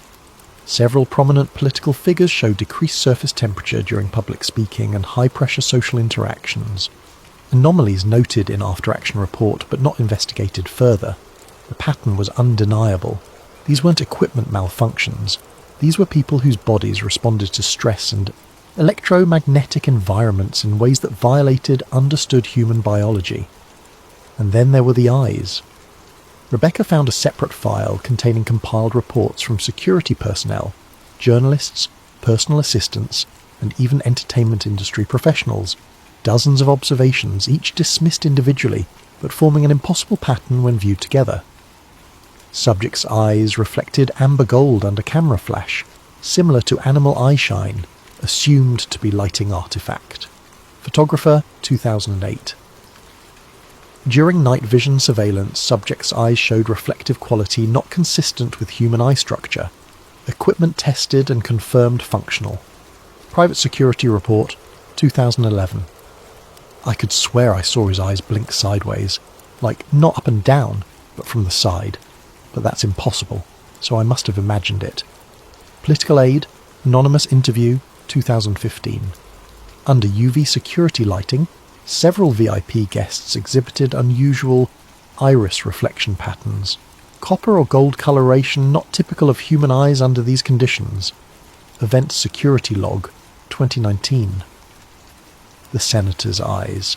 There was something wrong. During the press conference, when the lights hit him at a certain angle, I saw something move across his eye, horizontally. My colleague saw it too. We both pretended we didn't. Camera operator, confidential testimony. 2021, nictitating membranes. Third eyelids. Reflective tapetum lucidum like nocturnal predators possessed. Biological features that didn't exist in human anatomy. Except they did.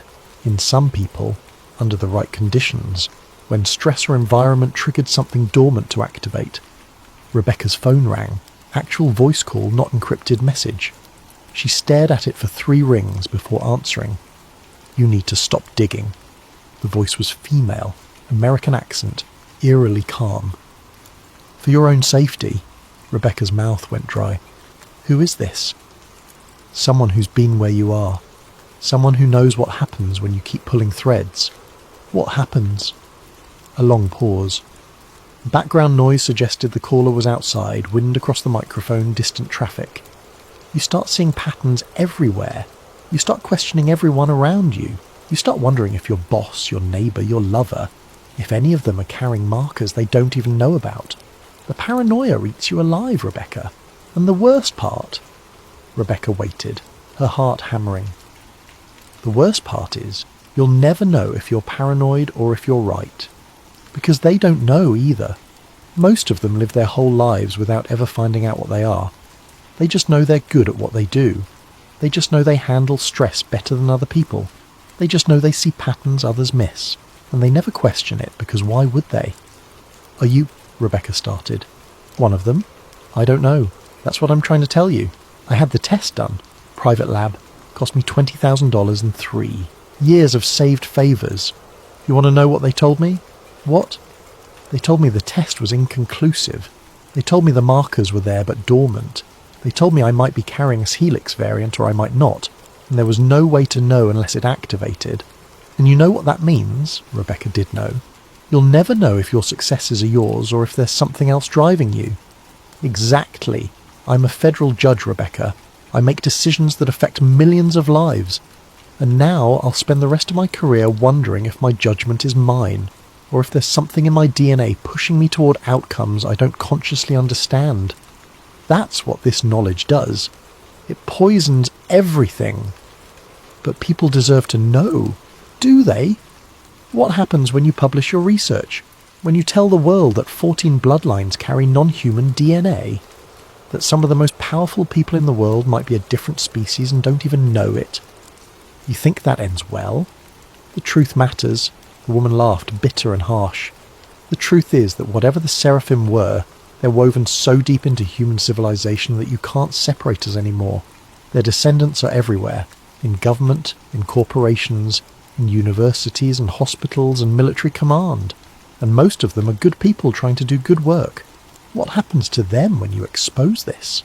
They get hunted, tested, quarantined, or worse, they get worshipped, turned into messiahs or demons.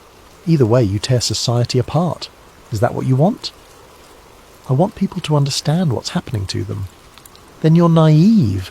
Victor died trying to get you this information. You think he wanted you to publish it? He wanted you to understand it, to be ready, because Phase 5 isn't about exposure, it's about preparation. Preparation for what? The line went dead. Rebecca sat in the dark of her Amsterdam hotel room, staring at thermal footage of impossible biology and witness reports of inhuman eyes, and realised she'd crossed a threshold she couldn't return from. The French intelligence analyst made contact through a dead drop in Paris. Rebecca travelled there following a coded message slipped under her hotel door. Inside a locker at Gare du Nord, she found a micro SD card and a handwritten note. What you're looking for isn't conquest, it's cultivation. A friend in the directorate. The SD card contained an audio recording, a debriefing session from 2018, conducted in French. Rebecca listened while running translation software. The speaker identified himself only as Agent Mathieu, 15 years in French foreign intelligence.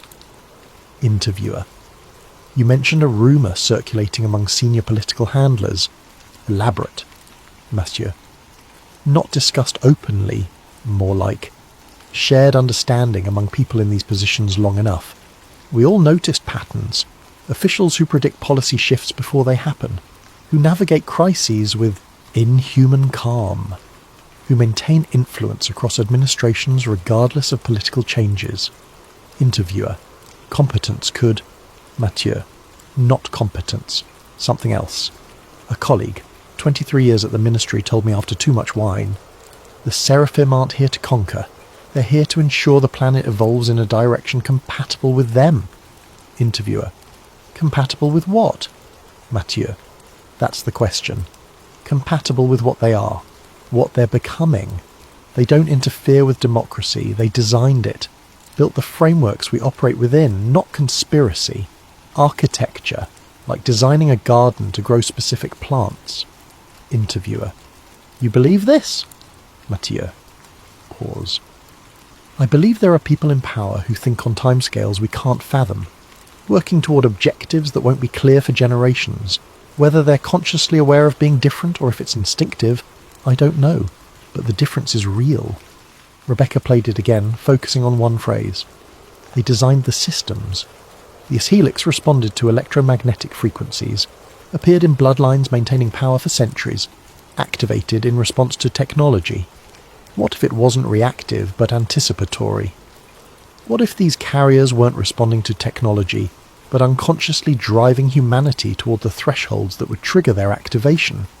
Democracy, capitalism, digital networks, AI. Every major system structuring modern civilization developed by people possibly carrying genetic programming they didn't know existed. Not conspiracy, architecture. Rebecca found the next piece, A partial transcript from a 1974 Bilderberg conference. Unknown speaker. A. The integration timeline assumes continued technological acceleration. If we encounter resistance... Unknown speaker. B. We won't. The pattern is self-reinforcing. Each generation requires more connection, more processing, more interface. They think they're choosing progress. They are, just not for the reasons they believe. Speaker A. When they realise? Speaker B. They won't. By the time enough realise, it won't matter. Systems too integrated, too essential. You can't unplug from infrastructure that keeps you alive. Speaker C. Some will resist. Speaker B. Resistance is part of the design. Creates pressure that accelerates adoption. Resistors aren't obstacles, they're catalysts. Speaker A. Very confident. Speaker B. Very patient. Not a 10-year plan, 1,000-year implementation. We designed representative government, electoral systems, the frameworks within which choice occurs. The choices themselves are irrelevant as long as the framework endures. 1,000-year implementation. Rebecca thought about ancient texts, Mesopotamian tablets describing seraphim going beneath. The instruction across cultures, preserve the bloodline. What if it never ended? What if they'd simply changed strategies, stopped ruling openly and built systems that would rule for them? Systems ensuring humanity developed exactly as needed to trigger whatever was encoded in the S-helix. Systems making their emergence not an invasion, but an awakening. Her phone buzzed. You're close. One more piece. Check your email. The email contained a single PDF. NATO Strategic Briefing Seraphim Protocol 2023 PDF. The NATO briefing was dated October 2023, marked Cosmic Top Secret. Subject: Strategic Assessment, Seraphim Protocol Activation Timeline. Executive Summary. Recent advances in AI, neural interfaces and global electromagnetic saturation have triggered measurable S-helix activation increases among monitored populations. Analysis indicates humanity is approaching technological thresholds identified in historical Seraphim documentation as return protocol initialization. Key findings: activation has increased 340% since 2020. Correlation with AI interaction, 5G deployment, and neural interfacing devices exceeds 89%. Activated individuals demonstrate enhanced pattern recognition, accelerated learning, and what subjects describe as expanded systemic awareness. Most remain unaware of physiological differentiation. Activated S-helix carriers demonstrate unconscious coordination in policy, technology investment, and social engineering. Emergent collective behaviour, not conscious conspiracy.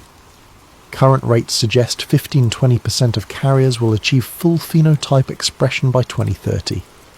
Historical documentation suggests this represents critical threshold for return protocol completion.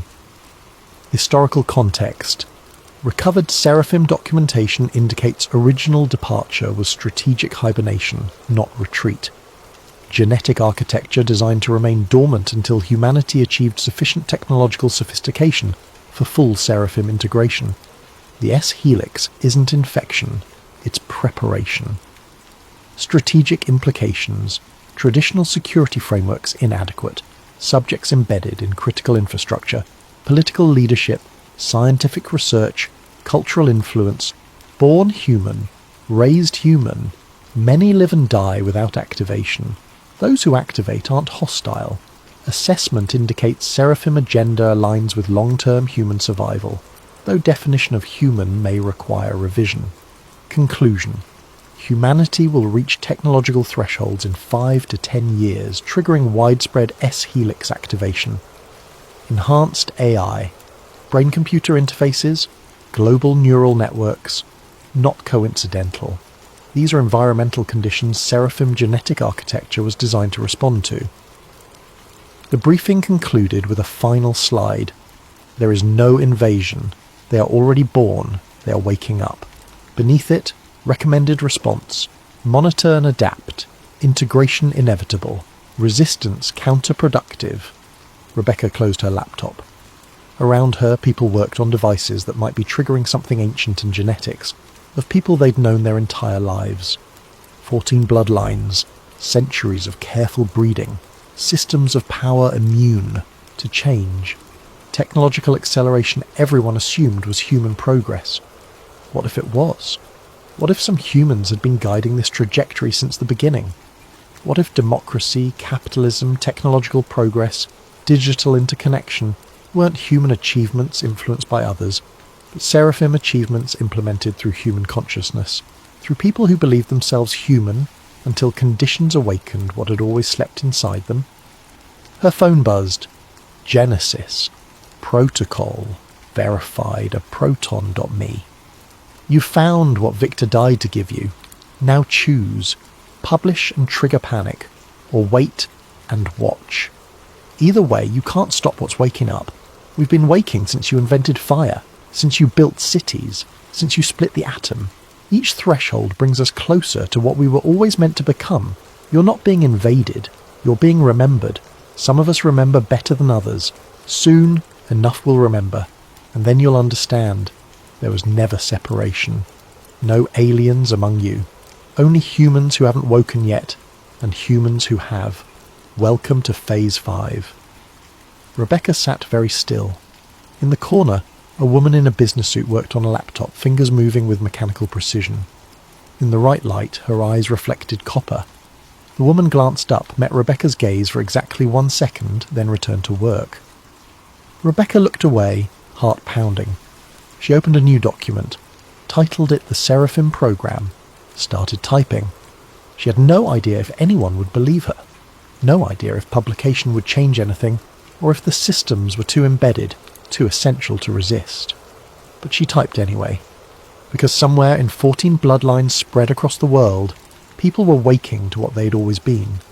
People in government, corporations, research labs, people who'd lived human lives never knowing they carried something older than civilization, people who were starting to remember, and if the briefing was correct, within a decade enough would be awake, that the world would change in unpredictable ways. Maybe that's what evolution looked like. Not external invasion, but internal awakening. Not war between species, but recognition that categories were never as clear as humanity believed. Rebecca kept typing as the sun set over Paris, painting the sky copper and gold. Behind her, the woman in the business suit closed her laptop and left. Her surface temperature, had anyone been measuring, would have registered 35.9 degrees Celsius, 1 degree below normal, and falling. In boardrooms and laboratories, in government offices and university lecture halls, in hospital operating rooms and military command centres, people who'd never questioned their humanity were beginning to feel different, beginning to see patterns invisible to others, beginning to recognise each other across distances that should make recognition impossible, beginning to wake. And the systems they'd built, democracy, capitalism, technology, networks, continued functioning exactly as designed. Not as human systems influenced by hidden forces, but as seraphim systems implemented through human hands, preparing the world for a transformation that had been set in motion 4,000 years ago. Rebecca typed the final line. They are already among us.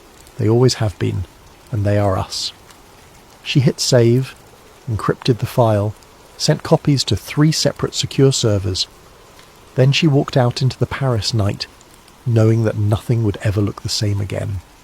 Above her, satellites circled the Earth, transmitting signals at frequencies that made the invisible visible. And in 14 bloodlines scattered across continents, DNA that had waited millennia began to unfold, listening, responding, waking. The Seraphim Protocol was entering its final phase, and humanity, all of humanity, was about to discover what that meant.